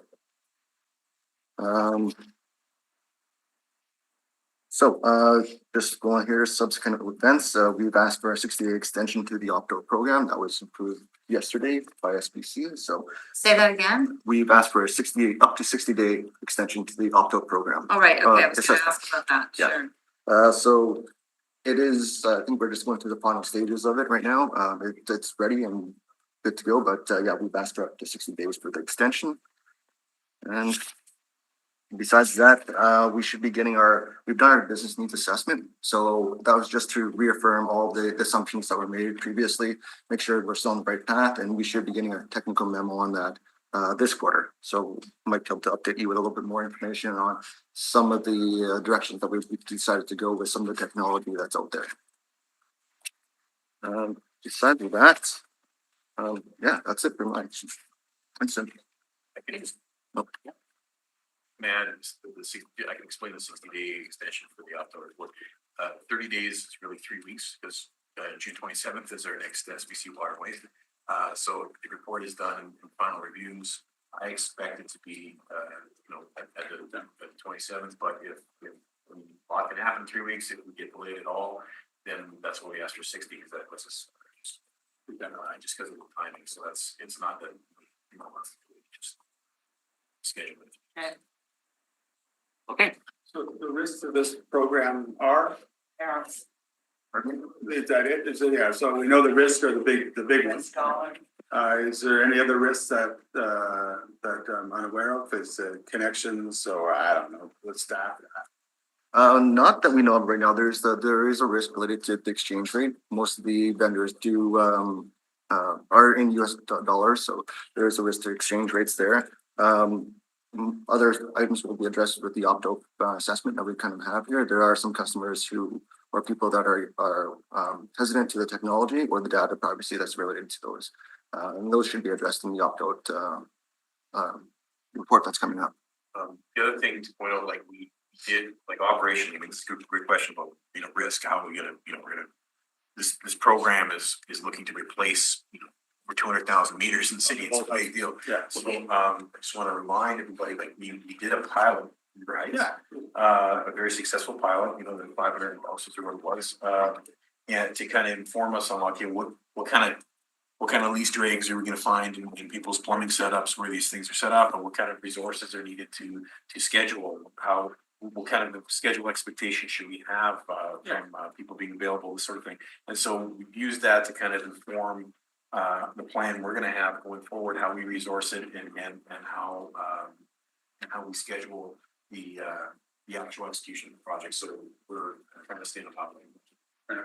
So the public has some questions. I think some of them are over the top, but I just want to maybe ask some questions just to get some of the answers on the record here. How advanced are these meters? Is it just you can drive down the street and you get a one-time reading as to where the meter's at, or does it give you an ongoing, usage update? So like, between 6 and 8 p.m. is when the system is the busiest, and that's when we don't want to schedule our work. Can get down to the micro level of, hey, if we want to monetize the system, and it's like we can tell how many people are flushing their toilets during a commercial break in a hockey game, so how many people's eyes are on the commercial, for example. Like to what level of, some people there's conspiracy theorists out there, and I just want to know how advanced is this technology? So this technology is pretty advanced. It is our frequency, so we are constantly getting readings from customers. Typically, they're about hourly readings that we would be able to get from every single customer, so we'd be able to see what the usage would be able to better, size our systems or understand some of the usage that's being used throughout the industry as well, like through IC&I customers or residential customers as well. So. Do we need that level of advancedness? Like, there's two things here. Like there's the measuring of the data, and there's the broadcasting of the data. Right. So there's the meters have the ability to be as granular as we set them to be, right? I think generally a lot of places will end up with a daily transmission of, okay, here's your daily use. It may log a pattern to help people understand, well, is there a leak in my toilet? Is my toilet running all night long? Like we need like the customer service advantage to having at least a pattern established is how much laundry day costs versus. Yes, sure. Well, yeah, but in terms of looking for anomalies, right? Like saying, if your water's been on for so long, maybe there's a leak, maybe there's some damage causing your house, we should alert that customer. So there's a benefit to that customer service wise. It is very customizable, depending on what technology ends up being the successful better, but they're all generally have that customizability. The broadcasting part of it, which is some people's concerns, the day's worth of data can be broadcasted in a hundredth of a second. It's like a little blip of a transmission. So it's not like this radio is on all day long trying to transmit. Very short transmissions, and the timing of it can be customized as well to help people. But that transmission can be more than just. Here's to be like, it'll be between 6 and 10, they use this much water, or at 6:05 they flush their toilets. I mean, you could get that level of granularity. Yes. Okay, putting my finance chair hat on, are there any municipalities that are using that information to monetize it to sell to marketers and stuff like that? Oh, like I don't think we'd be allowed to do that. That's That'd be against FIPA. I mean, not necessarily maybe on a individual level. well, we can't do that. Okay, but Well, the customer could opt in presumably, but that wouldn't be what the industry want. Yeah. They'd want all of it. But that's FIPA. FIPA says that you must only take a record and use it for the purpose for which. But even in aggregate, I mean, I know it's a slippery slope. I didn't realize it was gonna be that advanced. I thought it would be like, rather than the meter reader coming to your door, the truck would go down the street and it would have a little signal broadcast and like, here's the single reading from when you drive down the street. I'm surprised it's this granular. And we did look at that technology as well, but the business case kind of pushes over to this radio frequency because it is a lot less, greenhouse gases from all the vehicles, the staffing requirements, just driving around, get more granularity with that as well. So when we did look at it, the costing is actually pretty close. Okay. But the business case did push us over to align with the business drivers a little bit more. Okay, And then, interesting. I don't know, like, why microwave? Why not a longer band like radio? But it is radio. It is radio. Yes. Why do we say microwave? Don't we say microwave? No, I don't think so. oh, it's radio. Okay. All So right. it's All right. just All right. calling out, no call to hit, it just broadcasts up. Yeah, so the technology right now, there is a couple types of technology, but one does allow for two-way communication. So it does wake up every, hour to see if there's any calls to it. Other ones are directly just sending out the reads that were captured. So that can happen daily, or typically it's about 4 times a day. Is the information encrypted? Yes. Any other questions? Do we know what the payback period is on the system?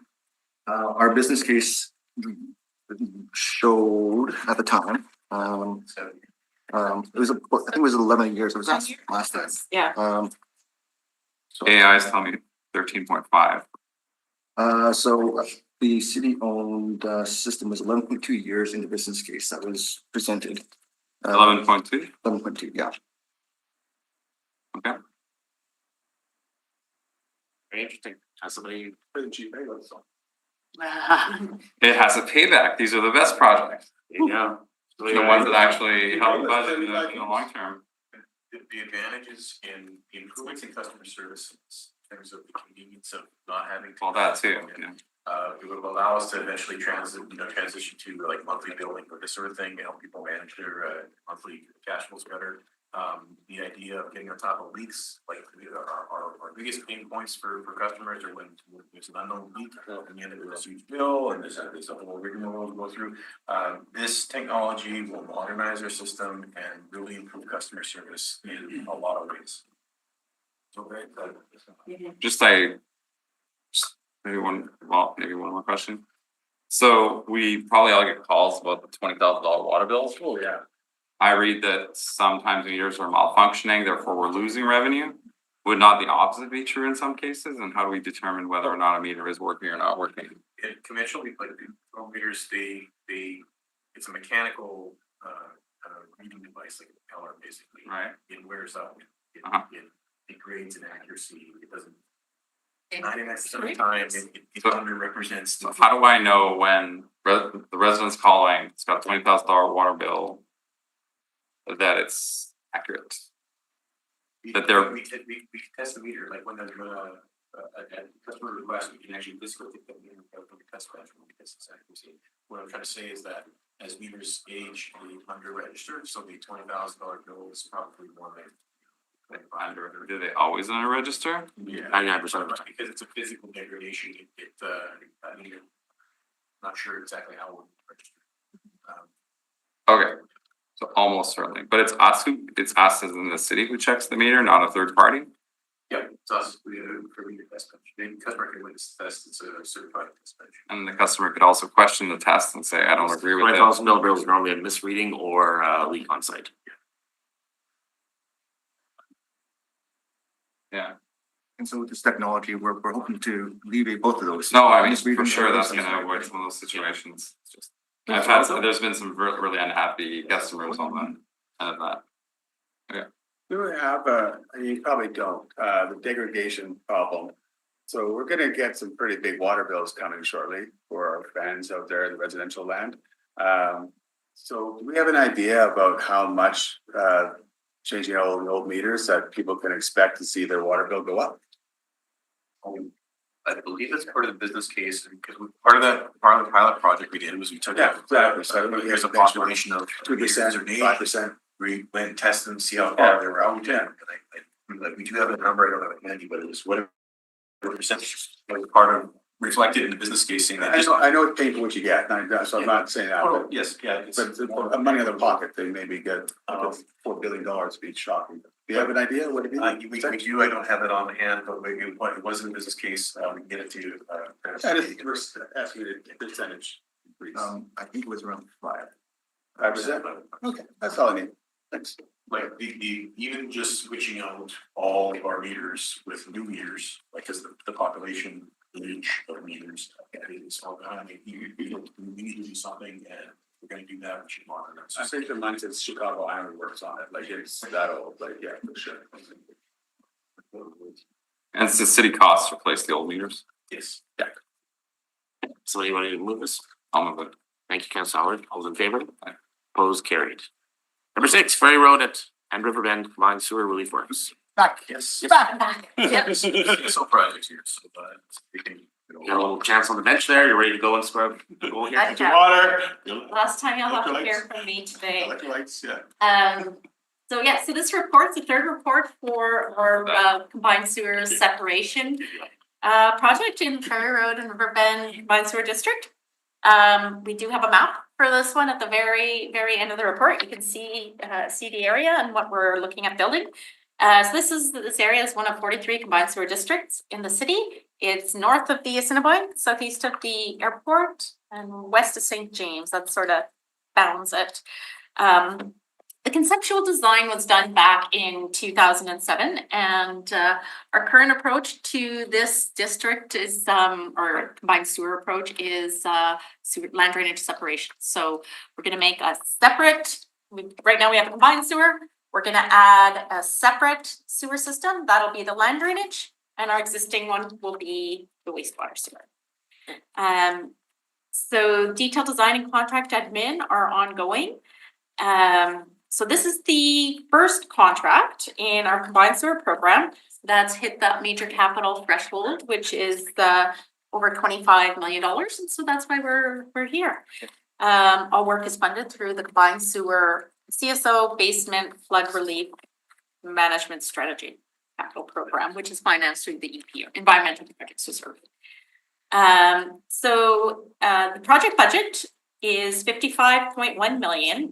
It does show right now that we haven't spent anything to date, and that's because all the pre-work was done under a different contract. The tender for the Rutland Trunk construction closed, and we had 5 bidders. So the low bid was Eric Construction at 36.5 million. And, again, I just want to kind of, it's always great when something comes in significantly under our pre-tender estimate. And this was the case. It was very aggressively bid by this company. So we did have a conservative pre-tender estimate due to the complexity of this project and potential soil groundwater conditions. We also haven't had any work of this similar scope and scale for a number of years. So this company, like I said, bid very aggressively, and the schedule for this work aligns with other work that they're doing for us. So schedule also is 0%, but by next reporting period, we haven't, worked with the contractor, and we will be able to provide a schedule for that one. So for now, construction is expected to begin this month, and substantial completion end of October 2026, with total completion the following spring. So there's not a lot to update on this project at this time. We have no new risks. We haven't heard anything about potential tariff risks for this project. We expect the reason for that is that a lot of the concrete is actually, the concrete for the sewers is manufactured here in Canada, so that mitigates that risk. And the rest of the risks are really fairly standard for these types of projects. As the project progresses, we are engaging with a number of stakeholders. You can see from the map or our stakeholder communications that this project does kind of abut 2 schools and some community groups, and feels that they are engaged on the south end of the map is, there's a big green space. So we're working with them, you know, constantly and keeping them updated, where we are. Majority of this project will be trenchless, which means you're not going to see it. You're going to, like, as we go underneath the road, you will see a few big shafts where the tunnel boring machine will enter and exit. And other than that, it's sort of kind of like magic. It just like happens without us knowing it. $1 million of magic. $1 million magic. So yeah, like I said, it's you know, we'll have more to report on this one in the future, but are there any questions on this project? Yeah, So this has nothing to do with Centerport? this has nothing to do with Centerport. This is part of our combined sewer overflow program. But, I don't see a map, but it says, If you go to Yeah. like right to the very bottom, page 14, oh, I see a map. Yeah. Perfect. You'll get a map. Perfect. No question. This is an area that floods spots, right? correct, yeah, or had some basement flooding, Yeah. so that's, Yeah. yeah, we used to have a separate CSO program and basement flood program, and now we've combined them, so. This project will, once complete, once we get all the laterals done, will bring the level of basement flood protection up to our standard for this district as well. This isn't going to a CSO retention pond, is it? It is not, it's separating, it is a combined sewer district, but we're creating a completely separate land drainage system. Leaving the combined sewer by having a separate line. That's right, But yes. it's not gonna, and it'll all go to the north end plant? The land drainage is gonna go to the Assiniboine River, Oh, sure. right. yeah, but the sewage will continue Okay, so to go, that's where yeah. it's going, so because, Yeah. it'll go So- straight to the river. So the existing combined sewer will turn into our wastewater sewer, so nothing's going to change for the sewage. We're just taking that wet with our flow up. To the Assiniboine. So when it rains here, the rainwater won't go into the CSO anymore, except for. Well, yeah, that won't go to the north end. Yeah, you know, one quick question, I know it's not your name, but why wouldn't we have done that with the Cal Rossi one? Why did we decide? With what, sorry? The Cal Rossi? Why wouldn't we just, We are, Coburn Cal Rossi is being separated, yeah, we're, it is separated, but it's going to the pond, it's going to this massive, some development is directed, so development is directed to some ponds, but we are, the city land drainage system we're putting in is going to the river. eventually it ends up in the river, I know, but Yeah. we treat it in the pond with these lagoons and stuff like that. No, they balance, The balance, sure. The pond's just a hydraulic balancing, it's not anything Yeah. treated, so the pond's still going to the river. Yes, but again, we did a lot of lagooning to try to balance it. yeah, and the reason for that is because, you know, some, you know, we have to look at a lot of different things when we're designing a line drainage system. And if you have in some areas, without the retention pond, your pipes would have to be astronomically That was it. huge. Like, it's cost prohibitive to build, It's already you big. know, It's already big, but we exactly. can't So- afford it. so we use the ponds to balance the flows and then slowly drain it out after the Good storm. answer. Thank you very much. That's exactly. Thank That makes sense. Oh, shoot, thank you very much. Yeah. It's This one administrative. actually has recommendations Yeah. for some administrative bookkeeping, it's not just a receipt for information, it's to let us report the budget differently, yeah. Yes. So because we are reporting this project here, consolidated, sorry, I sincerely apologize. So there's money already allocated for CSO works, Right. and but just lots of money, it hasn't specifically We're trying specified to, the budget, but being over 25 million, we need to have we have to project. move it into its own Yeah. project budget. So that is the recommendation, that we take it out of the big pot and make it Yeah, its makes own little pot. It's not, Combining two projects in Yeah. a program so that it And gets then- reported I here. mean, any surplus would stay in the CSO program. Yes. The basement relief program. Okay. Yeah, makes sense. Just another question, Councilor Rouhani? sure, go for it. Do we consider other projects other than sewer separation in order to mitigate stormwater? Bioswales comes to mind, do we look at everything? We do, yep, we have Do we do different things or are we mostly in the So- CSO business? it depends on the district, right? So this one was most amenable to land drainage separation. But we are looking at green infrastructure as part of our Armstrong district, and we will be doing same for the Mission and Roland combined sewer district. So we look at a variety of ways in order to manage the stormwater. Like we have a bioswale, I believe, that is on Leland. We have one? Building on the Armstrong project, there's meeting Yeah, they're doing, on. they're incorporating it, yeah. I wanna say it's Leland, where Fox Street is, I'll get you the information. Sure, okay, thank you. And I would encourage you to talk to Councillor Mays about bioswales and stuff, because our land is so compacted with the clay.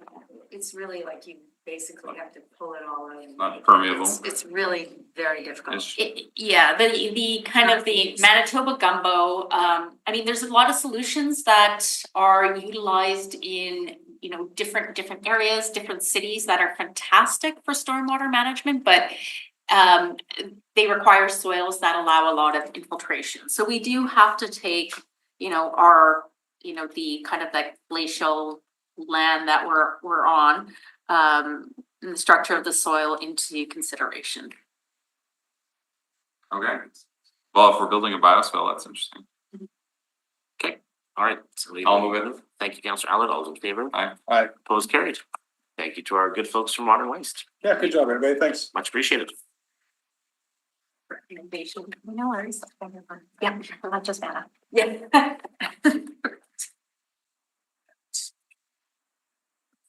Financial status and forecast report, March 31. Mr. Spidell, how are you today? Oh, thank you. Good. Do you want me to say your line?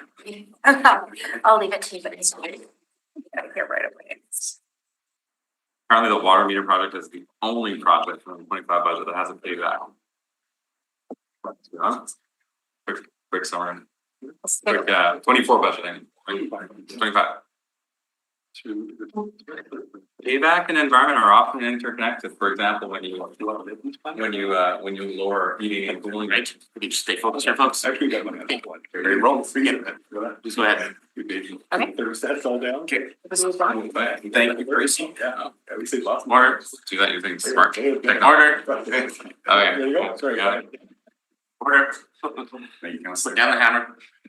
Well, I'll take the committee through the highlights of the financial status report of quarter ending March 31st, 2025. The March report shows a forecasted operating deficit of $18.9 million in the tax supported general revenue fund, or that's just 1.3% of the budget. The forecasted deficit is primarily made up of $6.5 million deficit in fire and paramedics services. This is due to overtime and worker compensation costs and partially offset by increased provincial funding.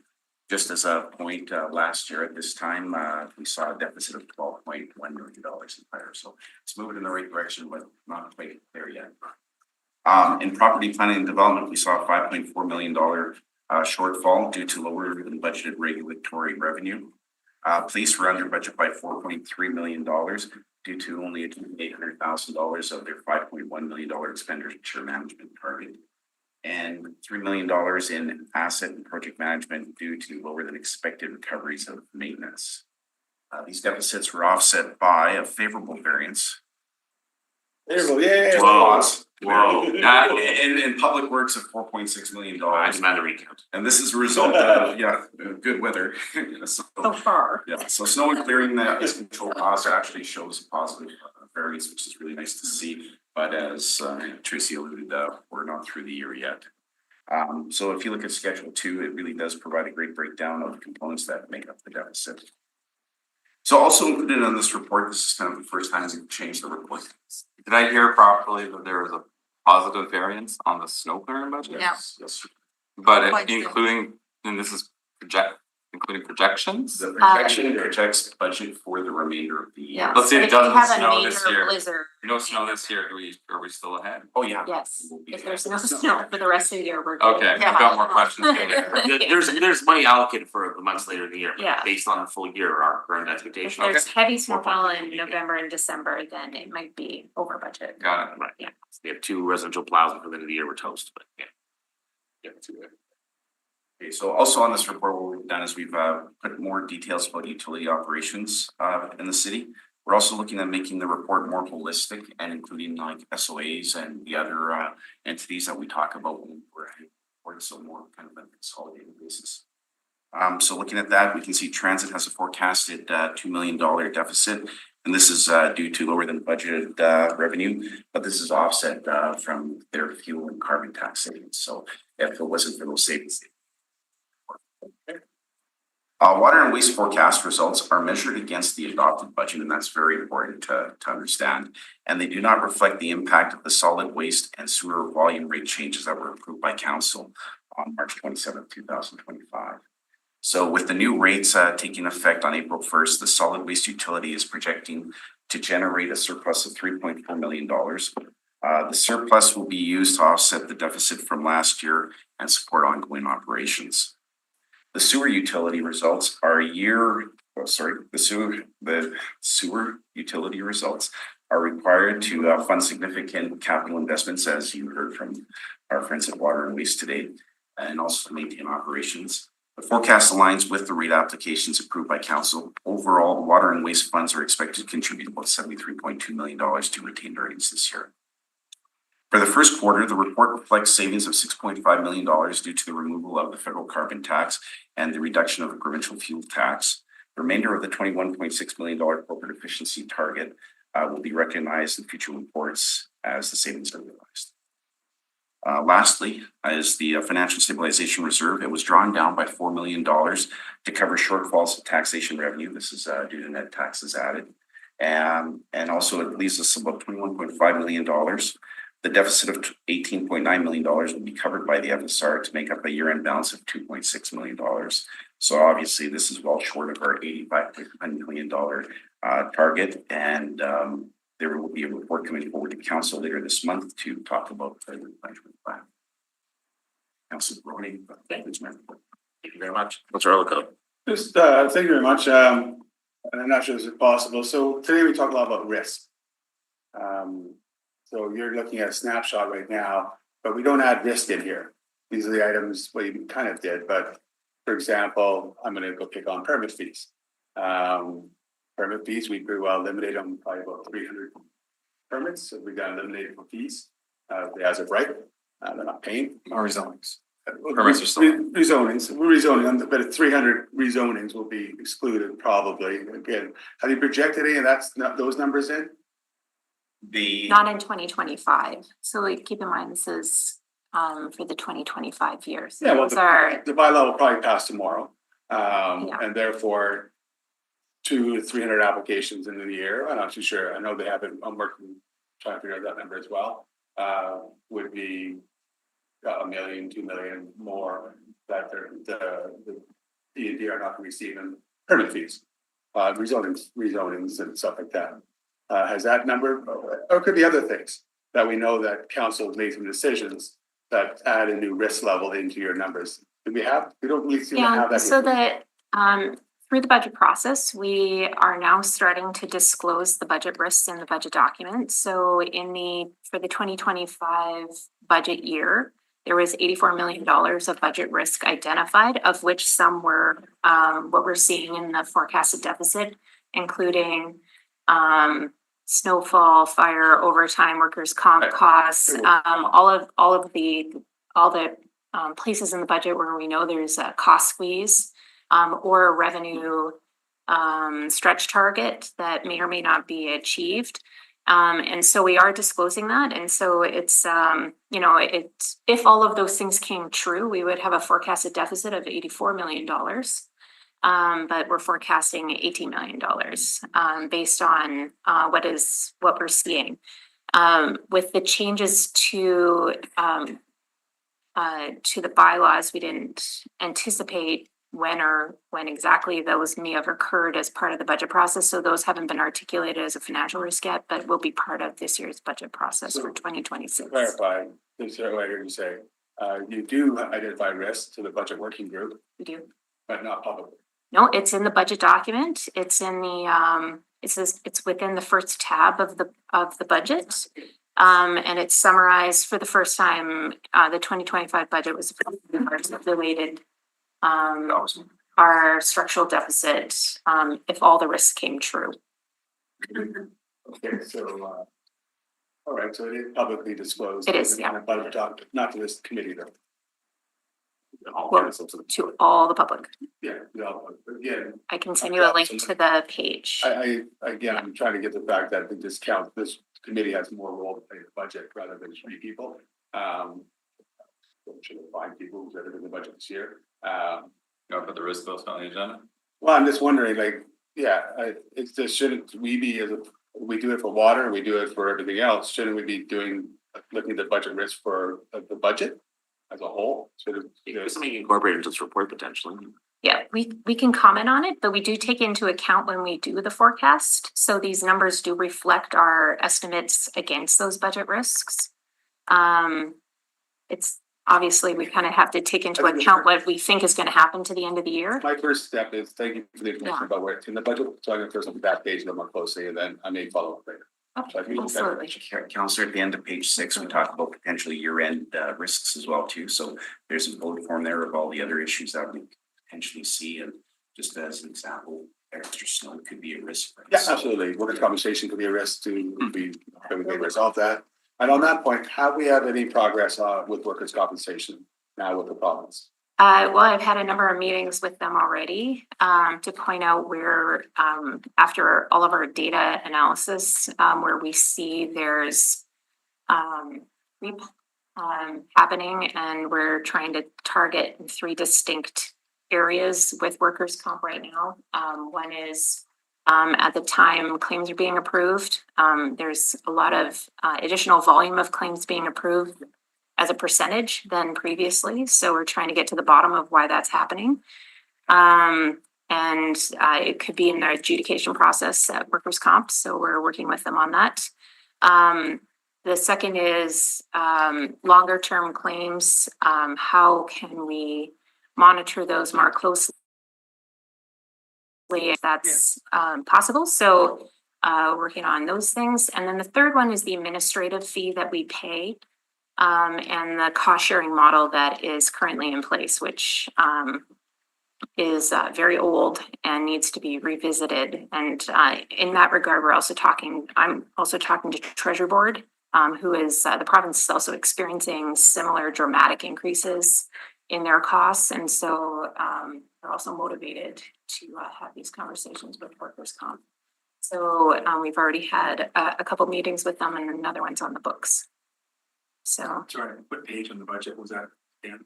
So that's what I got. I'll look at your page. Sure, that's fine. Yeah.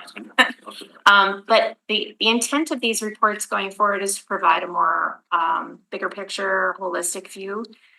There was confusion I found with last year where we talk about a forecast, but it was only the general fund. And so when the actual consolidated results came out, people were like, whoa, what happened here? And we're like, well, okay, now we added in the utilities, and we added in the SOAs, and we added in Assiniboine Park and the convention center. And so there's a lot of numbers that aren't reflected or haven't historically been reflected in the quarterly forecast. We've been focusing on tax supported things that affect the FSR. And we also happen to talk about transit. And so we thought that wasn't really it was a confusing picture that we were telling. So we're starting to add a more comprehensive view. So we are open to suggestions if you would like. What other information are we missing? And maybe that's a budget risk dialogue. Yeah. So Appreciate the effort. My question is under planning property development, over expenditure 5.4 million, mainly due to lower than expected permanent revenues and subdivision filing fees. My understanding was there were a large number of temporary employees within PP&D, and the idea being that they could, scale up and scale down with some discretion based on the amount of work they have. And if the work is down, Are they significantly reducing the number of temporary employees to, I mean, may not eliminate it entirely, but is that staffing level being adjusted? I can't say for sure, but looking at their expenses on schedule number 4, you can see that they're only $244,000 per budget.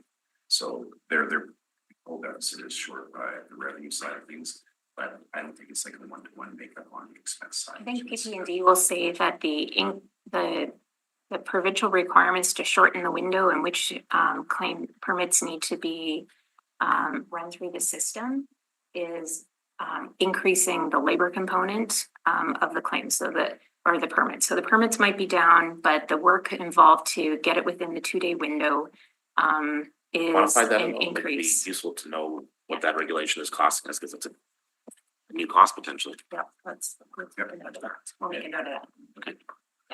Okay.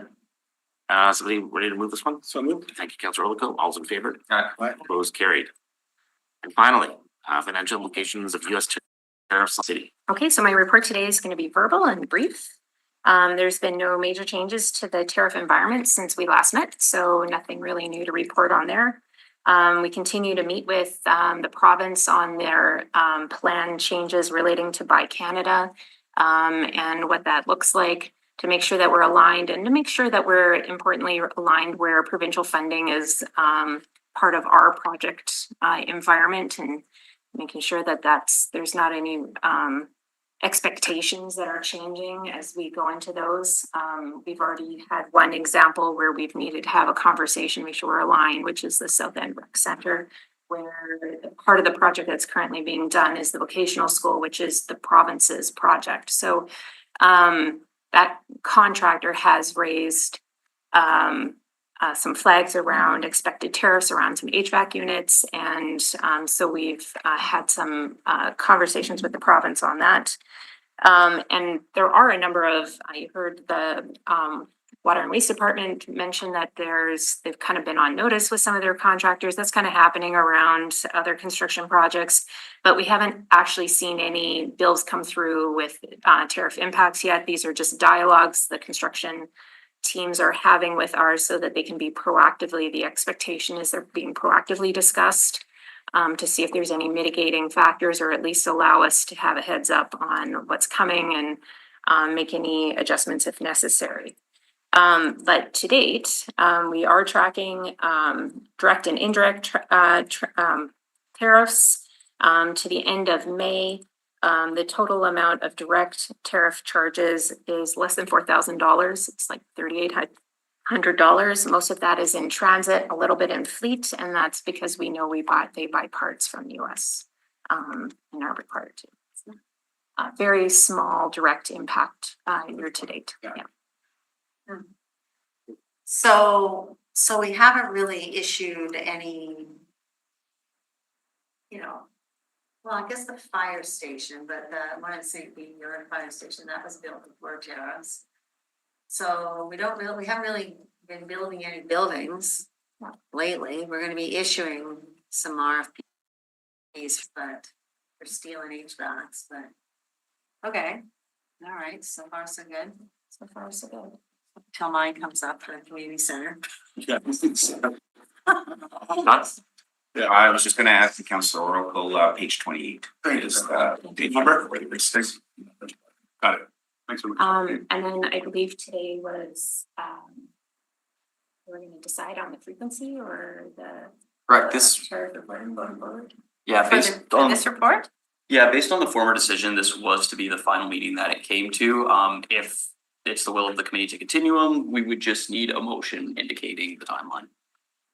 Well, I thought every week there's stuff happening, but I don't know, like. We're in our recorder. Every We're doing quarter? it. We're doing it. It's every month right now. Yeah, it's every month right now. Recorder. Let's go for quarters, and I'm game for going for a quarter and then see what happens. Yeah, We can always I resurrect it. can't keep up with the Trumpy guys, so. Yeah. Okay, so we'll move motion and quarterly starting in September this year, so we'll get one in September. Who wants to move that? Yep. Councilor Lukes? Sorry, I'll move that. Thank you. All in favor? Aye. Opposed, carried. Wants to move consent to adjourn. All in favor? Aye. Opposed, carried. Thank you, everyone.